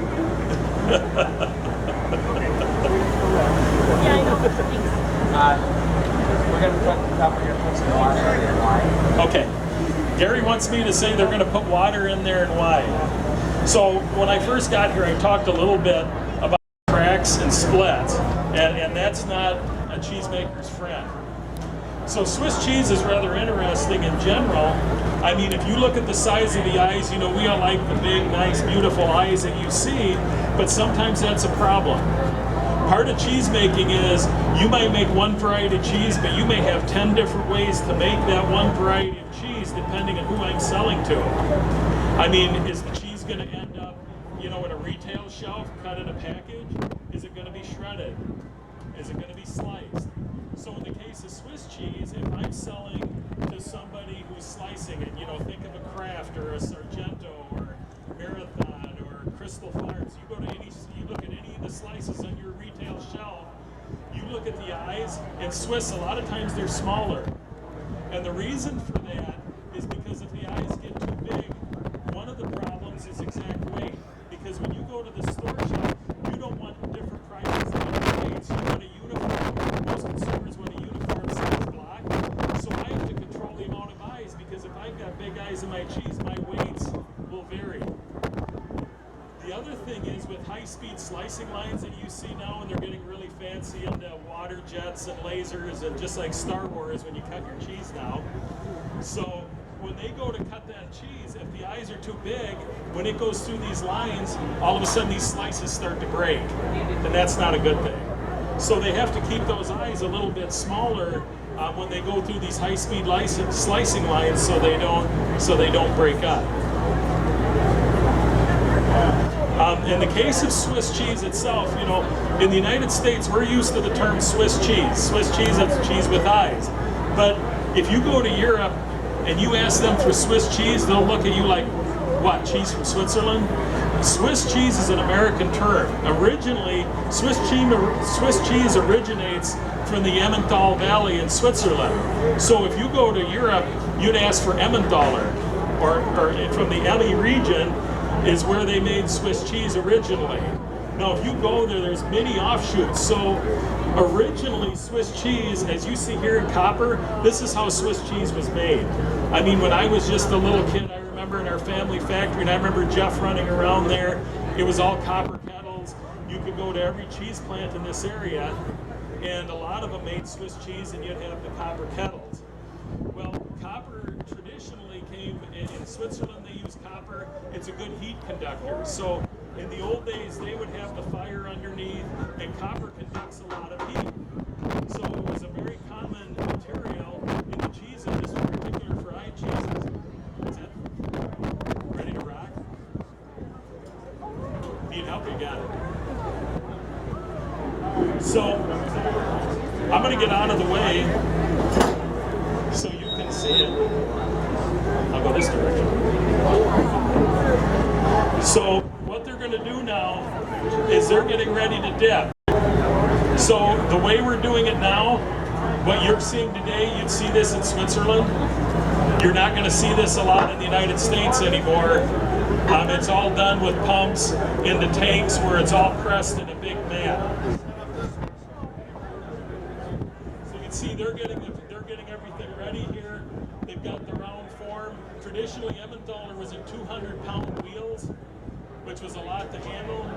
And in the old days, Swiss cheese was very labor intensive. So you look at a lot of these cheese factories out there now, and you drive down the countryside, and you wonder why are these houses above cheese factories. That makes no sense. It's because these cheesemakers lived in the house worse, and the reason they were so big is the hired men would live there. Because the hired men had to turn the cheese every day, twice a day you'd have to turn cheese, and there was really no way to store milk, so this was a 7-day-a-week, a 365-day-a-year job. Good luck finding employees nowadays that would work 365 days for 12 or 14 hours, but that's why they live there. That's why these factories are designed the way they are to make Swiss-type cheese, because the workers live right in the plant. And you never really saw a small cheesemaker. If you remember those in the old days that had to handle these wheel Swiss, they were all big, strapping, and a lot of them were Swiss cheese or Swiss wrestlers. So now what they're doing is they're letting the curd settle, because you don't want to mess up, because you can what they call roll a kettle by not properly dipping. And I always remember as a kid in high school, you know, I was in college and I'd come back to help on the weekends, and at that time we had the big regular stainless steel vats, but we had 3-4 copper kettles to make cheese for the cheese store wheel Swiss. Well, the temperature of this will be about 125 degrees. Well, imagine sticking your arm in 125 degree water.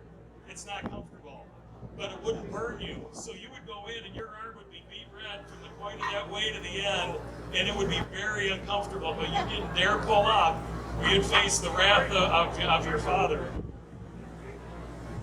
So you can see here Gary and Jeff, and they've done this for many, many years. Going up through, there's an art to this. It's kind of like fishing.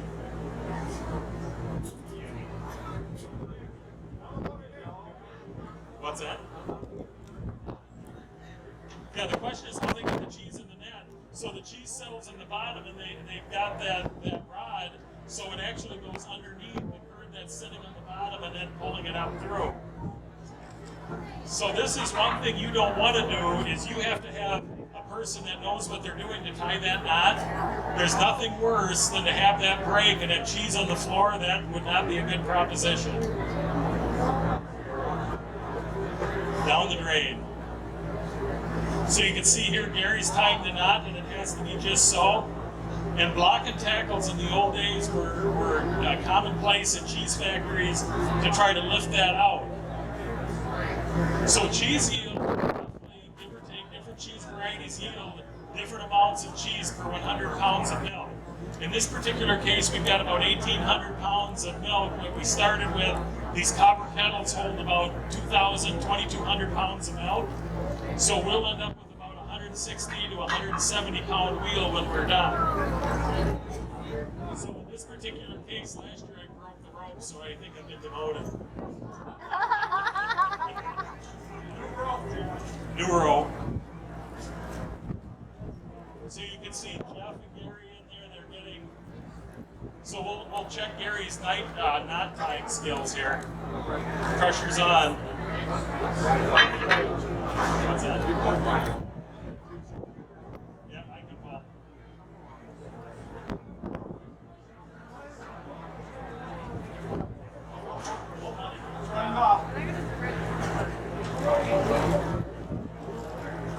We need some background music here a little more.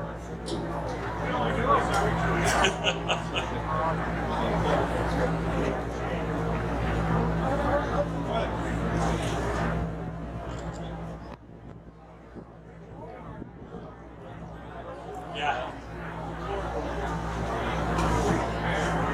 There we go.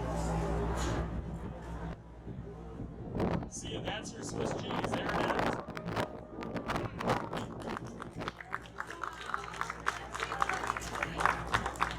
I thought I heard someone ask, is the cheese ready to eat? It's not ready to eat. So Swiss cheese, before it's ready to eat, will be about 2 to 3 months before it's really ready to eat. So this is going to look just like this. It's just going to be curd.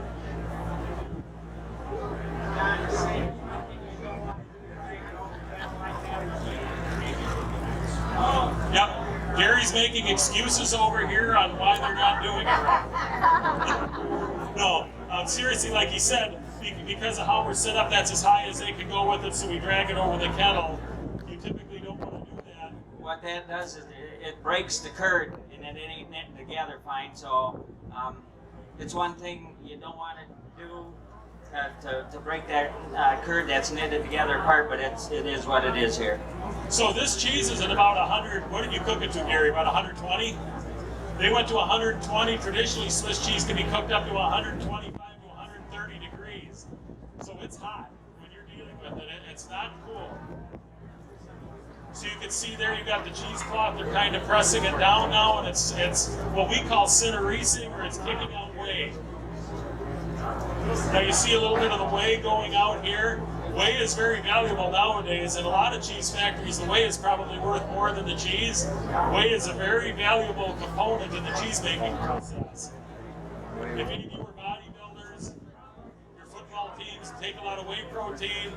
This is where it comes from. And Swiss Whey makes some of the best whey protein because it dries very readily and dryers. It's very high protein content. What's going to happen? Right now, when they're putting it on the press, they want to keep that cloth twisted tight. They want to press that whey out of it. But if you leave that cloth loose and its curd particles break apart that are knitted together, it can cause problems down the road with your eye development or that. But now what Jeff's going to do, and when he was making, I don't care, we had 14 kettles in our factory down to Jefferson Center. They had, I don't know, 20, 30 some. But when you'd come to dip one kettle, if you had a little cheese left at the bottom, which we call the strubble, you just put it into the next kettle. But the last kettle, Jeff's going to pre-dip this again and re-dip it and see how much is in there. And you don't want very much, but we can press that into the wheel. But I think we missed a little bit. So Jeff's going to go in there and see how much we did miss, and we will incorporate that right into the wheel. But as we is going through, you want to keep your hands on the bottom, follow the contour, the bottom of the kettle, and then come out. And it's teamwork. But I'm back in the old days. If you're back there's a cement round thing with the T-bar on it. The cheesemakers used to dip that by themselves. And they'd hook their feet in it, and no, I'm not looking here. What's that? You dipped, yeah, I even dipped on it. But there's a T-bar back there, and they hooked their feet in it. If you didn't like the cheesemaker who was dipping it, you pulled it out and he fell in the kettle.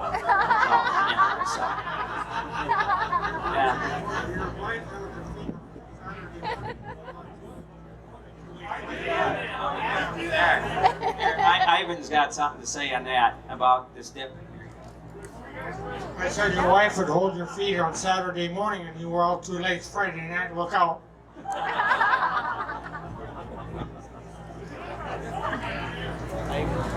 All right, Jeff. You didn't do quite as. So Jeff just made baby sweats.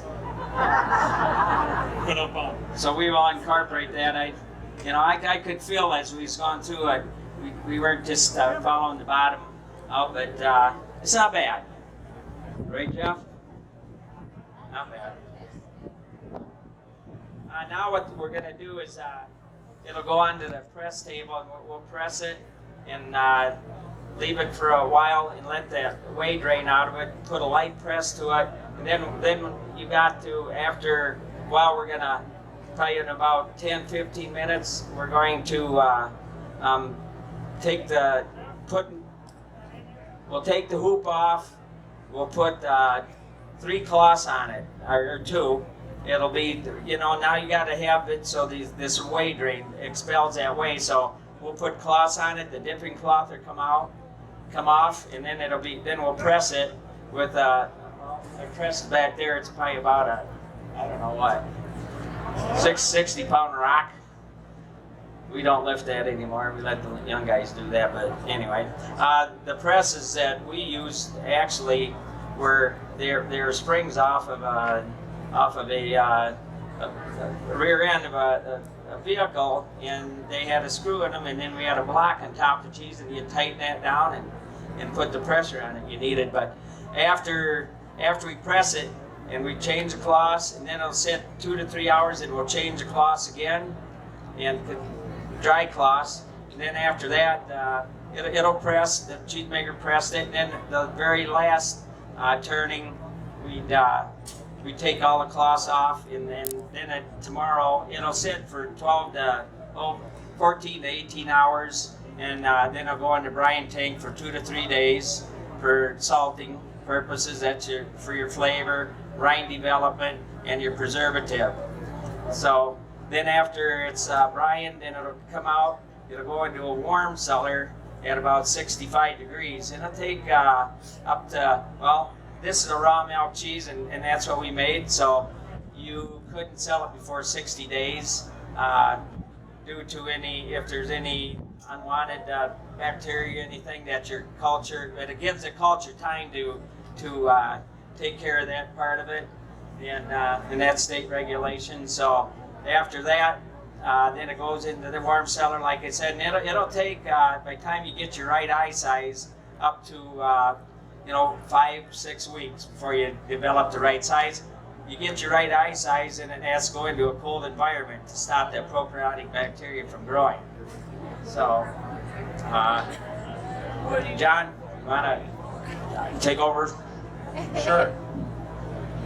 So what's left? We got the curd out, you've got the whey. So now we need a little Miss Muffin. But we got the curds out of there. So the whey, Swiss whey actually is very good for a lot of different things. I talked about drying. There's different whey proteins. So if any of you are familiar with ricotta that we like to put on lasagna, here's where your ricotta comes from, is the whey. So what the cheesemakers that make ricotta will do is they'll take that whey, they'll heat it up to about 180 degrees. So now they take it much, much hotter than that, and then they'll add acid. And acid can be like vinegar, like off the store shelf vinegar is fairly typical, or lactic acid. They add it, and all of a sudden the whey proteins start coming together. And then what the cheesemaker will do is they'll harvest that off the top, they'll drain it and package it, and that's your ricotta cheese. Now it's a lot more complicated. That's a simplified version, and there's a lot of different variations.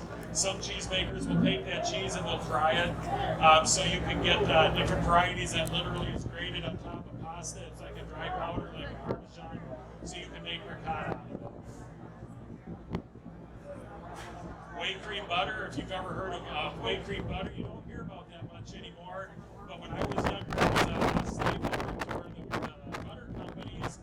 They make whey cream, and I always liked whey cream butter, and we kind of laughed those in the older generation that grew up with it. It had a bit of a culture note to it, and very popular. You don't see as much of it anymore. But whey cream butter, the cheesemaker would take that whey and they'd run it through a separator, and you'd have that fat, and then they would churn that, and they would mix it with regular sweet cream from your milk, and then that's how they would make the whey cream butter.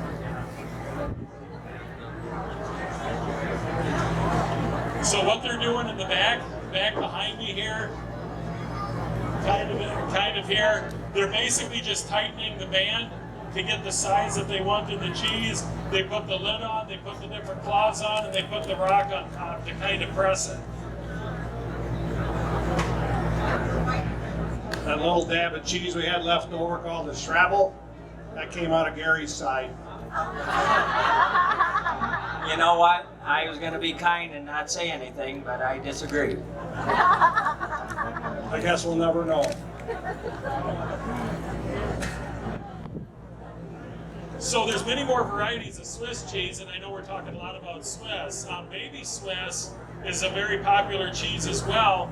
Baby Swiss is a little bit different manufacturing or recipe than you use for regular Swiss cheese. So in the case of Baby Swiss, they'll use whole milk, they use a different starter culture, you don't cook it near as hot. So the cheese tends to be much more mild, a little bit more milder flavor than what regular Emmentaler Swiss is. Then you get into your Alpine style cheeses like Gruyere, Beaufort, kind of what Chris makes, the Little Mountain, or what they make here in Monroe with the Chursois or the varieties that they make. In the case of these Alpine Mountain cheeses, those cheeses are typically made out of heat-treated or raw milk, and they go into an aging cellar for a period of time to develop different ripening microflora on the outside. Appenzeller is a popular one, so it's almost, for lack of a better term, like Limburger, where you develop a little bit of a smear on the outside of it as the cheese ages, and that gives those cheeses that characteristic flavor note. So the make procedure is somewhat along the lines of this, but the aging process is a bit different.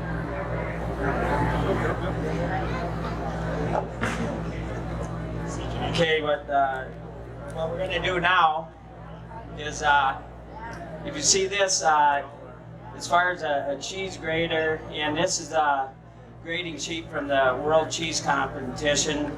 It's for cheddar, but you know, what they're looking for is flavor defects, body texture, any color defects, color or anything with color in it, in the makeup and appearance. And I got a couple pieces of cheese here, and John has judged world competition, U.S. competition, state competition. He's a professional cheese grater judge. Jeff Whiteman, all his cheesemakers here, you had to know when you got your cheese done, and they're gonna plug it and take a sample out of that, and then they'll critique it, and we're gonna do that next. So just be a couple minutes. When it comes to the cloth used, was there a certain type of cloth that a cheesemaker would use, or what? I'm sure it would probably vary from plant to plant. And they never probably threw away and clean them, but they reuse them, and how would they do that? Yeah, no, that's a good point. It depends on the type of cheese and how big your curd is, and it's different mesh sizes that they'll use. So, I mean, what they're using here for a cheddar dipping cloth, I don't remember what mesh size it is, but it's a different mesh size than what I would use to maybe pull off ricotta, which would be a different mesh size to do like a chef or something like that. So it's just the pour, the openness, it's just different mesh sizes.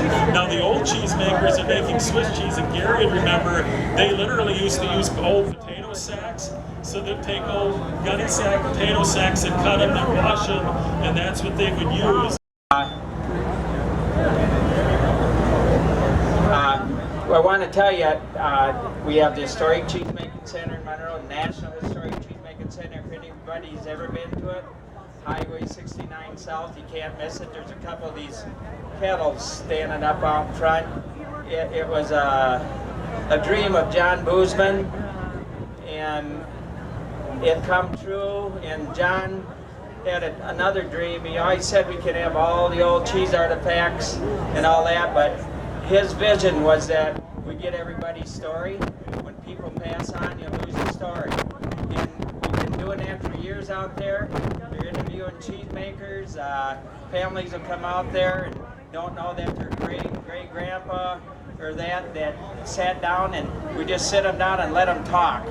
And it's all recorded, all on DVD, and people come down there and they get tears in their eyes, because they, you know. And what we're doing now is we're expanding throughout the whole state of Wisconsin, getting everybody's stories. That's what John always said, we lose their stories when they pass on. If you haven't been there, we got the Moberstrike Cheese Factory, which we make cheese there the second Saturday of June every year. It's something to see. This factory was down in Orangeville, Illinois, and hold on. Anyways, they used it on their own farm through the early 1900s, and it sat for 100 years. It was, somebody learned about it, we moved it to Monroe, so it's something you gotta see. The whole thing, the whole complex, we got great volunteers there, explains the art of cheese making. So if you get a chance, you gotta go. If you don't have time this weekend, we're open through the week, Tuesday through Sunday, and it's something you gotta see. All right, we're gonna play a little music here, and then we're gonna have some grading. You gotta see this too, so.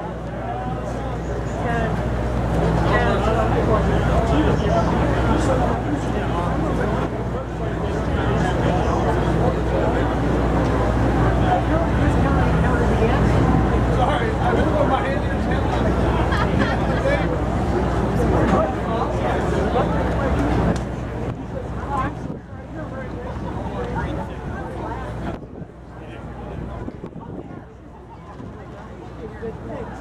Just can you explain how these are made and where and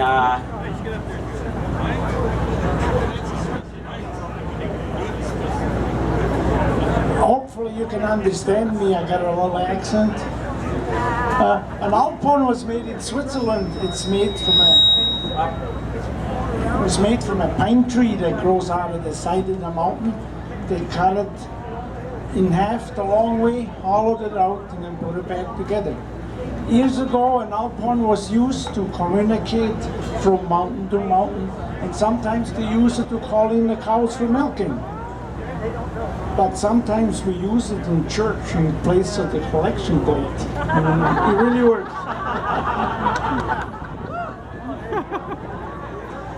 Thank you. So that's the story.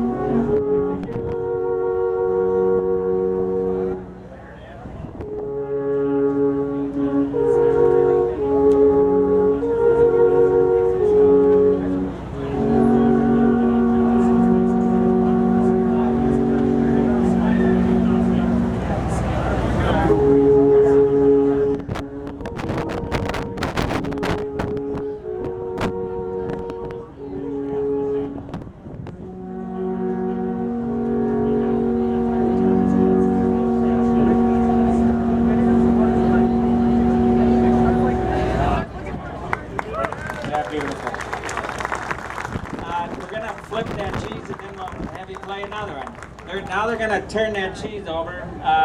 They've changed the cloths on it, dry cloths, and now they're going to flip it over onto a clean lid. So I don't know if you can see it or not or stand up, but going to flip it over. And usually it takes one guy to do it, but no, look, you got 3 guys doing it.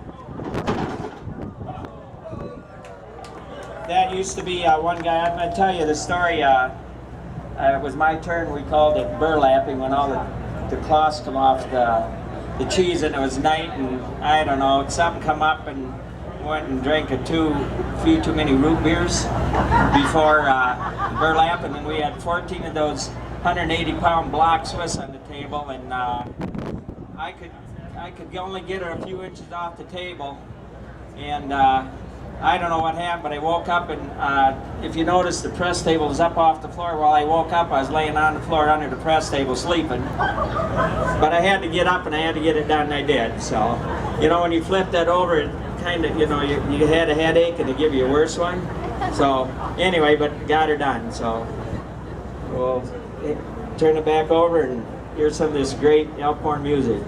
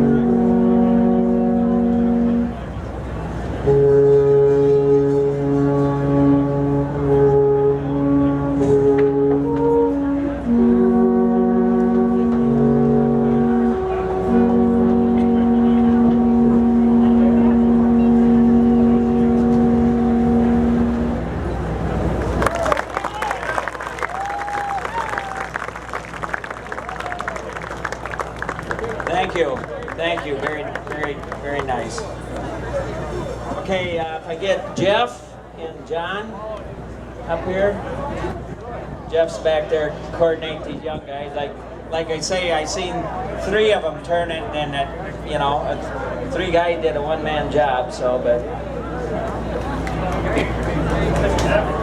yeah, I thought Billy was going to do it all by himself, and he needed 3 guys.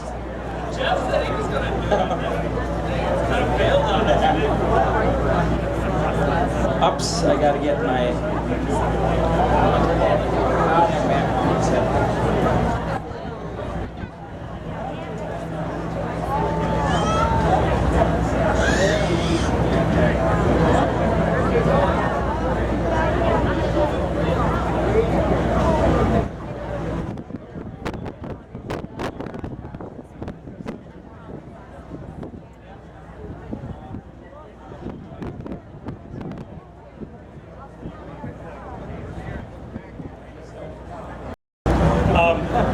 Next thing, Gary wants us to talk a little bit about his cheese judging, and like he said, you know, these cheese judging contests, they're a serious thing. You know, I don't want to minimize it because, actually I should have Chris Raleigh come up here and talk what winning a contest can mean for a company. I don't know if any of you have heard of Uplands Cheese, Pleasant Ridge Reserve. It's up by Dodgeville, just north, and we had worked with those folks up there way back in the late 1990s to help them develop this Beaufort cheese, and as luck would have it, they won American Cheese Society. And immediately you win a contest and your cheese is in demand around the country overnight. Katie Hendrick, who has a goat farm up by Fond du Lac in Pike, Wisconsin, if you know where that is. If you ever get the chance, go up there. It's a very nice very nice facility. She won a few years ago the U.S. contest. Same thing. Immediately overnight, they put in these requests for hundreds and hundreds of wheels, and she says, "I only have one." So it's kind of like that phone book advertisement. Geez, if I advertise, people may find out and buy. So as a judge, you have to take that seriously because people's livelihoods are in your hands. So you have to be beyond repute. You can't be there with some hidden agenda as a judge, or you'll be out pretty quickly.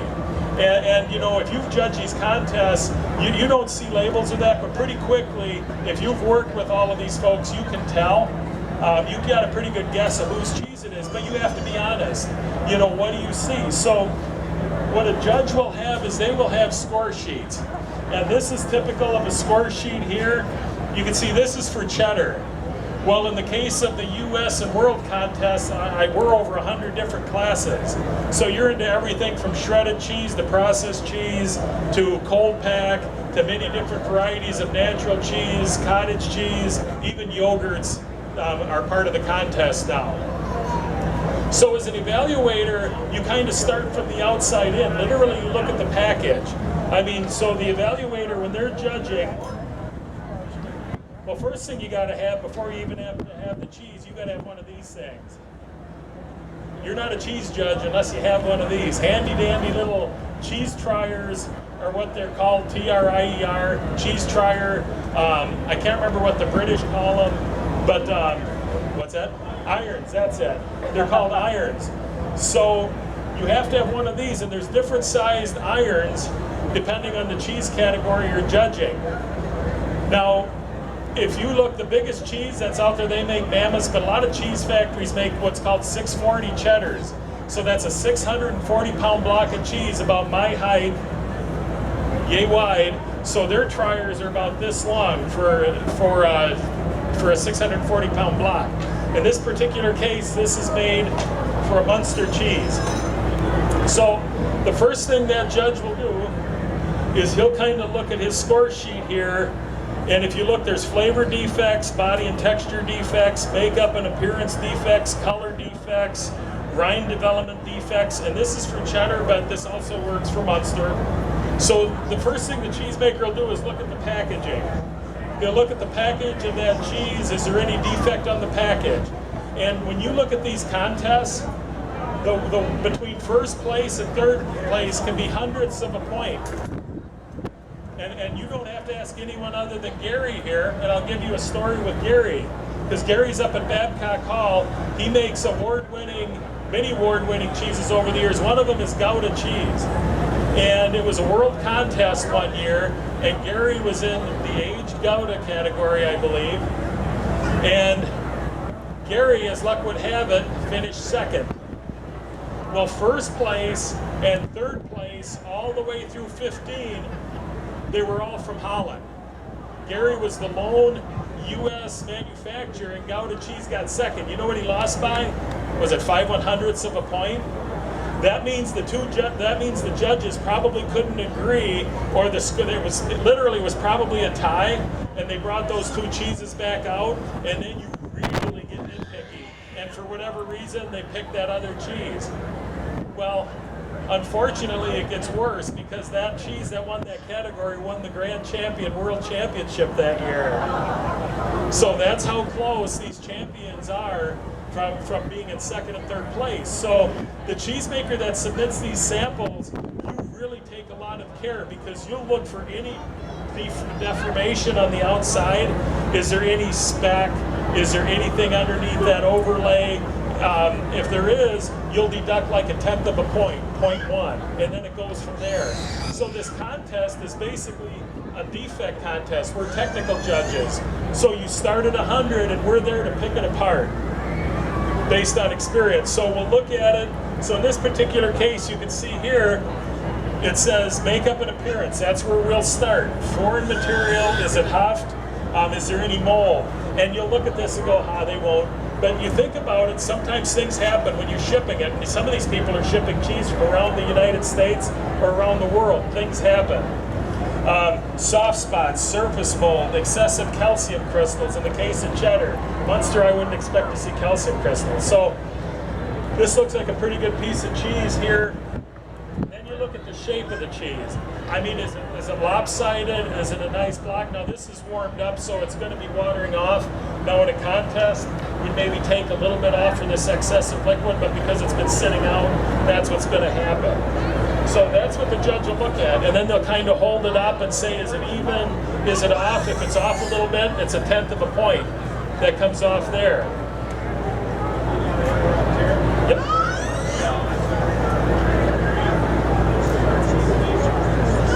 Welcome.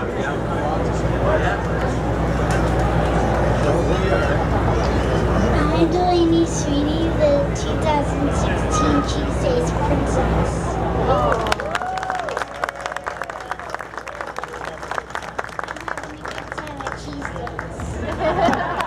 I got a question for you. Do you like cheese? Yes. What kind? Pepper jack. Pepper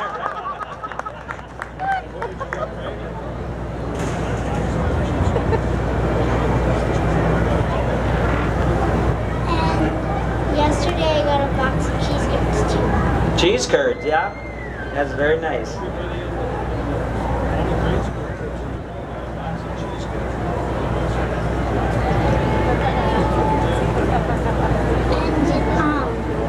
Friday we got to go all around the schools, and then all the kids got a box of cheese curds.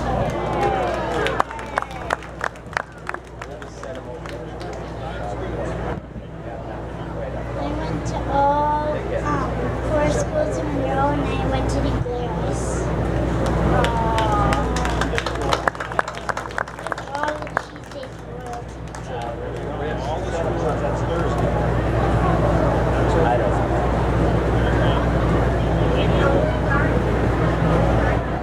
I'm 9.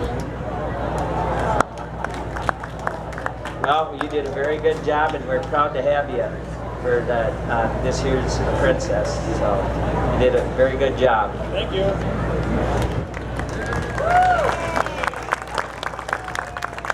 On Thursday mornings, the royalty is quite a contingency. The Alphorns go to all the grade schools, K through 6 in Monroe, Northside, Abe Lincoln, Parkside, and St. Vic's, and then on to New Glarus also this year, because the prince was from New Glarus this year. So, and each kid is given a 10-ounce package of cheese curds to take home. So about 2,000 pounds of curds are donated and given to them for that event. Thanks, Jeff. So what we're going to do now is kind of go through the process that a judge will go through in the contest. I kind of talked about going from the outside in. The next thing they'll do is take their cheese iron or cheese trier and we'll plug the cheese. So I'm going to go ahead and do that now. We're going to have a little Swiss accordion music playing here shortly too.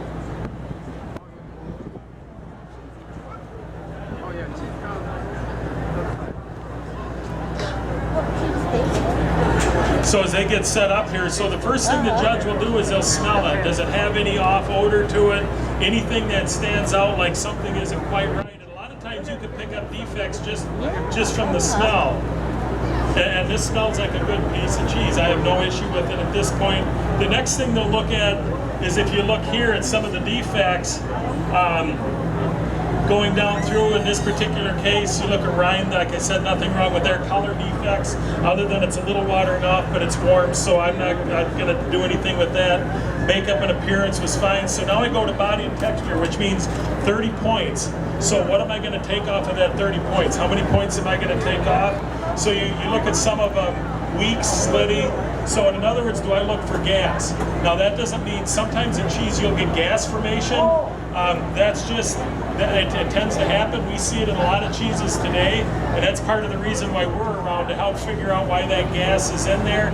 And a lot of times it's just the bacteria that might be fermenting, either like lactic acid or galactose or lactose or fermenting using some substrate, and the byproduct is either is carbon dioxide that'll give it off. So I look at it here, I don't see any cracks or splits. I'll look to see if there's any different colored curds in there. I'll look at the open texture. In the case of Munster cheese, I expect a little mechanical openness, so that's fine. So I'll take the plug, I'll bend it, because some cheeses will break right away, like a good aged cheddar will snap. A milder cheese like Munster or Swiss, I better be able to pull it a little bit, and it should have a little bit of bend to it. John, Jeff, I want Jeff to just hold up a second and tell where he's judged cheese quick, and then we'll all taste it.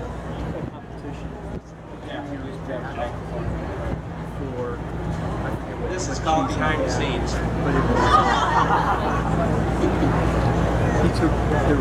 I've had the opportunity to judge in Switzerland twice, called the Swiss Cheese Awards, pretty original name for Switzerland, you know. So the Swiss Cheese Awards, and then one of the events there, they have a grading event there called Cassius Montanus, where they grade cheeses made above 2,000 meters. So all cheeses made in the mountains, and that rotates between many European countries, and but also the North Island and Japan has a strong dairy presence, and there were cheeses there that year from the mountainous regions of Japan. And I was very fortunate to be part of the judging for the final round of the Cassius Montanus one year when I was there. So, but it's more aesthetic judging than technical, and there was some, every time you go someplace, it's really, judging's different, the way you judge. Then in 2008, I had an opportunity to judge in Spain, where you have mostly sheep, goat, and cow's milk cheeses.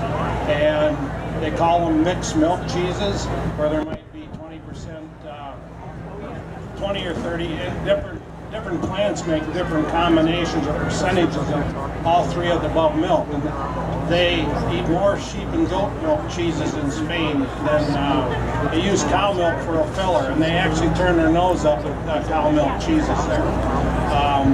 There are millions of sheep and goat in Spain, for example, and I know the one region near Madrid that's kind of to the west and the north is called, that's probably slaughtered, this is Casta de Leon.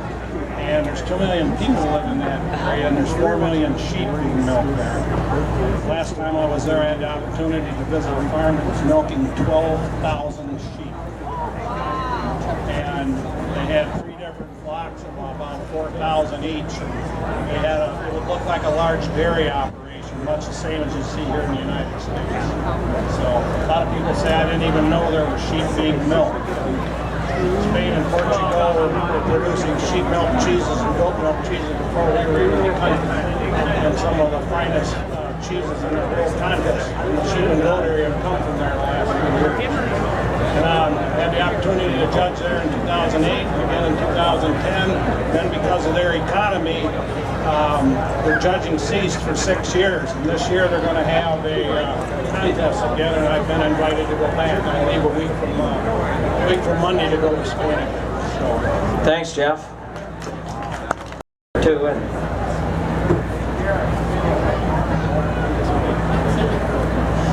So if you ask categories that are difficult to judge, the Munster class is one of the most difficult, and the largest Munster producing region is in Greene County or this area. Northern Illinois, southern Wisconsin area makes a lot of Munster. You know, for the pizza business, for retail business, a lot of it is made. Original Munster cheese came from Europe, and the original Munster cheese is actually a surface ripened cheese where it's smeared. So tasting this cheese, I go through it. It's so difficult because these cheeses, the cheesemakers down here are so good at what they do, it's really difficult to differentiate defects. I mean, it's tough. And I've done the Greene County Fair, and some of my cohorts at CDR have done the Greene County Fair, and everyone comes back and says, oh my gosh, is that a tough contest? They're all so good. And we're serious about that. So when I look at this cheese, and I've really got to dig. I really have to dig. And again, we're humans. So, I mean, my perception might be a little bit different than Gary's, but as long as our scores end up similar, that's okay. You know, so if I look at that cheese, it was buttery. Take my word for it, it's really good. Make good grilled cheese. So it's buttery. If anything, and I'm being really picky because we're told by the chief judges of these contests, there is no perfect cheese. Flat out, there is no perfect cheese. So you better find something, no matter how little, you better really dig. So looking at this, you'll go through, I might say, if I had to pick, I'd say curdy, and it would be a 10. Jeff will probably go, well, you're crazy. I don't, but if you chew it a little bit, there's a little bit of curd, but boy, that's nothing. Flavor, I think I'd take nothing off that cheese. To me, looking at everything, would probably be about a 99.5, 99.6, 99.7. Well, that's a nice piece of cheese. John, I just want to interrupt a minute. Now you take these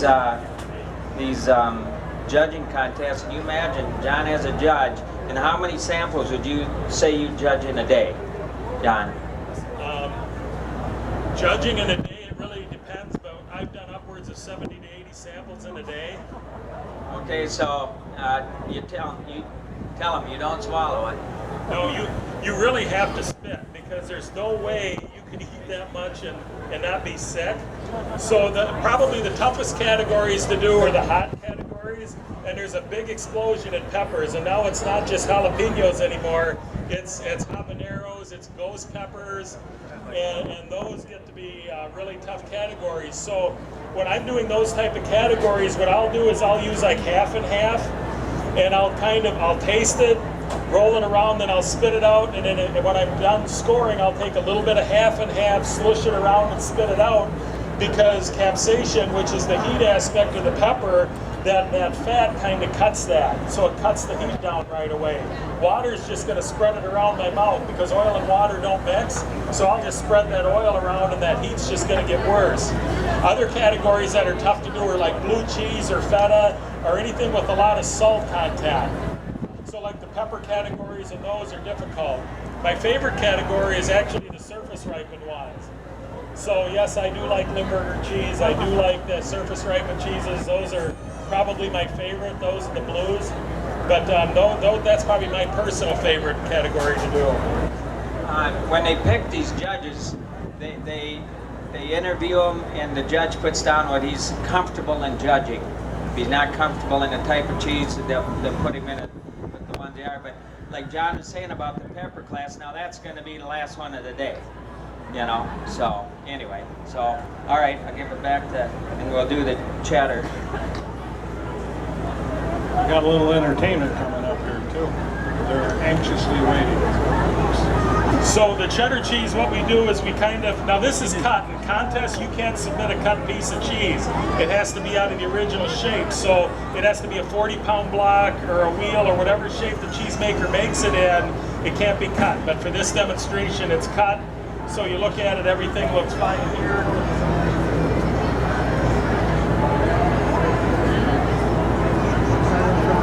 Also, there's no discussion between the judges when they're grading in pairs of two. Usually in the case of the World Cheese Contest in Madison, there are the judging teams of two to begin with, to narrow down to the last, what is it, 16, and then but before that, there's you judging panels of two to get the first place cheeses out of each class. And there were 110 classes in the last World Cheese Contest here in Wisconsin back in March, this spring, March. So I look at this cheese, now it's medium cheddar. That means as a judge, it better taste like medium cheddar, or I've got a problem with it right from the get-go. And you'll be surprised, sometimes cheeses are in a category and it doesn't really fit the category, and then it gets done basically right there, it gets killed. So we look at it, texture looks fine, openness, I don't see openness, so far it's grading out really well, has a little bit of bend to it.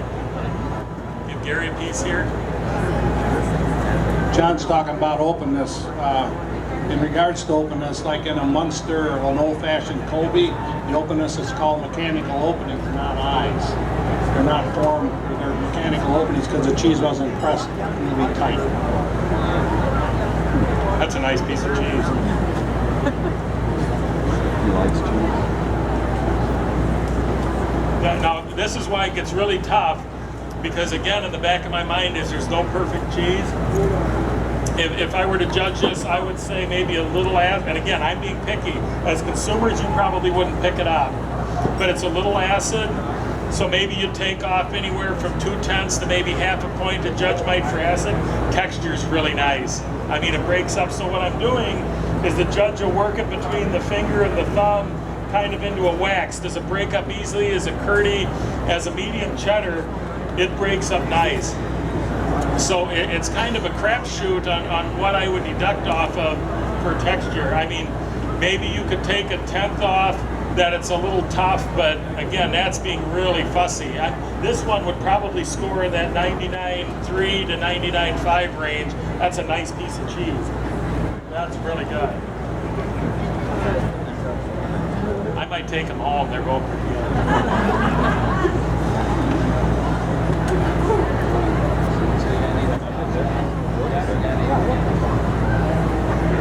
I think we have the entertainment. So. Let him introduce himself. Okay. Cardi now introduce himself.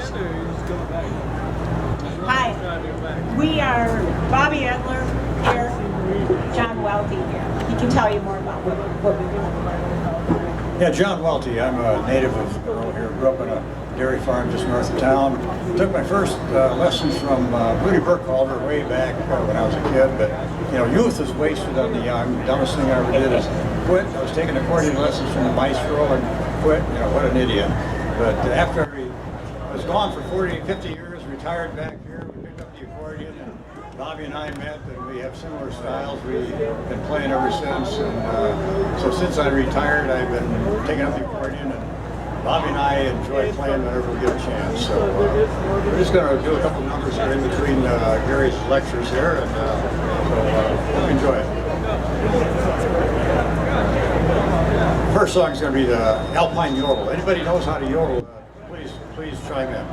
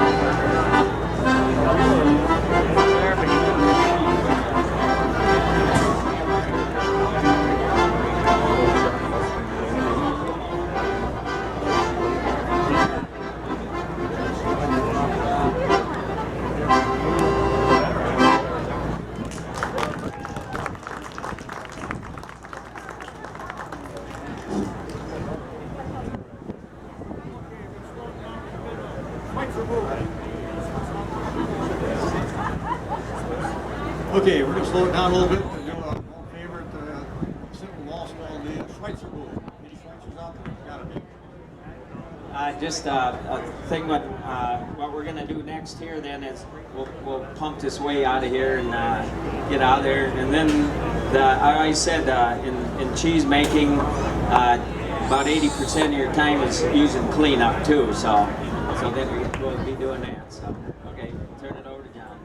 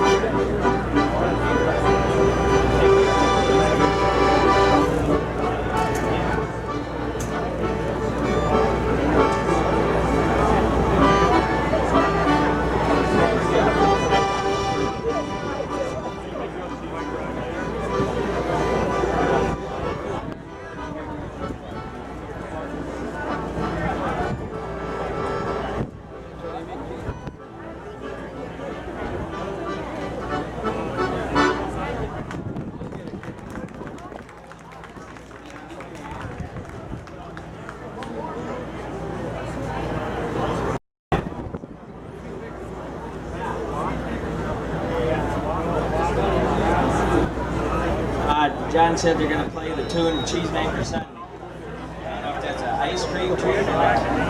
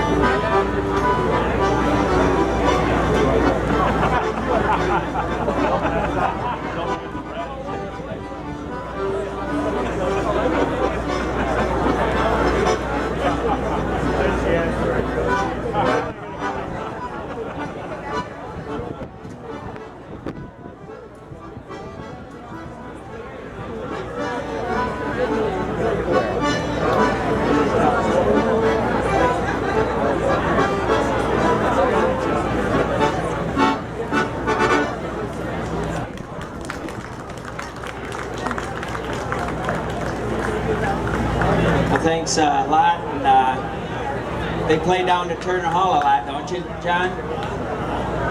Second and fourth Friday night at Turner Hall Fish Fry, and tonight's going to be over at the Hospitality Center at 5:30, 5:15. We'll be over there in a couple hours. Okay, thank you very much. It was nice. Yeah, absolutely. I just like to. I always like to say, up there I have these young people come up to the university, make cheese with me, and it makes you feel good when they continue on in the industry. And there's one more here. I didn't announce it's Melissa Hoff there, right there. She's raising her hand, and she's with Crave Brothers in Waterloo, Wisconsin. They do cheese curds and mozzarella, fresh mozzarella, and that's all. Another one that you're proud of, that they come and they're carrying on the art of cheese making. So somebody's got to do it, just like somebody got to milk those cows, So anyway, what we're gonna do now, we're gonna pump this way out of here and start cleaning up. I really thank everybody, and I hope you got something out of it. We kind of mixed it up with different people talking, different knowledges and all that, but what you get with these guys here now, it's they work hard, but they play hard too, so now they drink some beer. So anyway, some of them more than others. But I hope it was interesting, and you got something out of it, and I was proud to say that everybody stuck around and all that. So like I say, now comes the cleanup. So, thank you.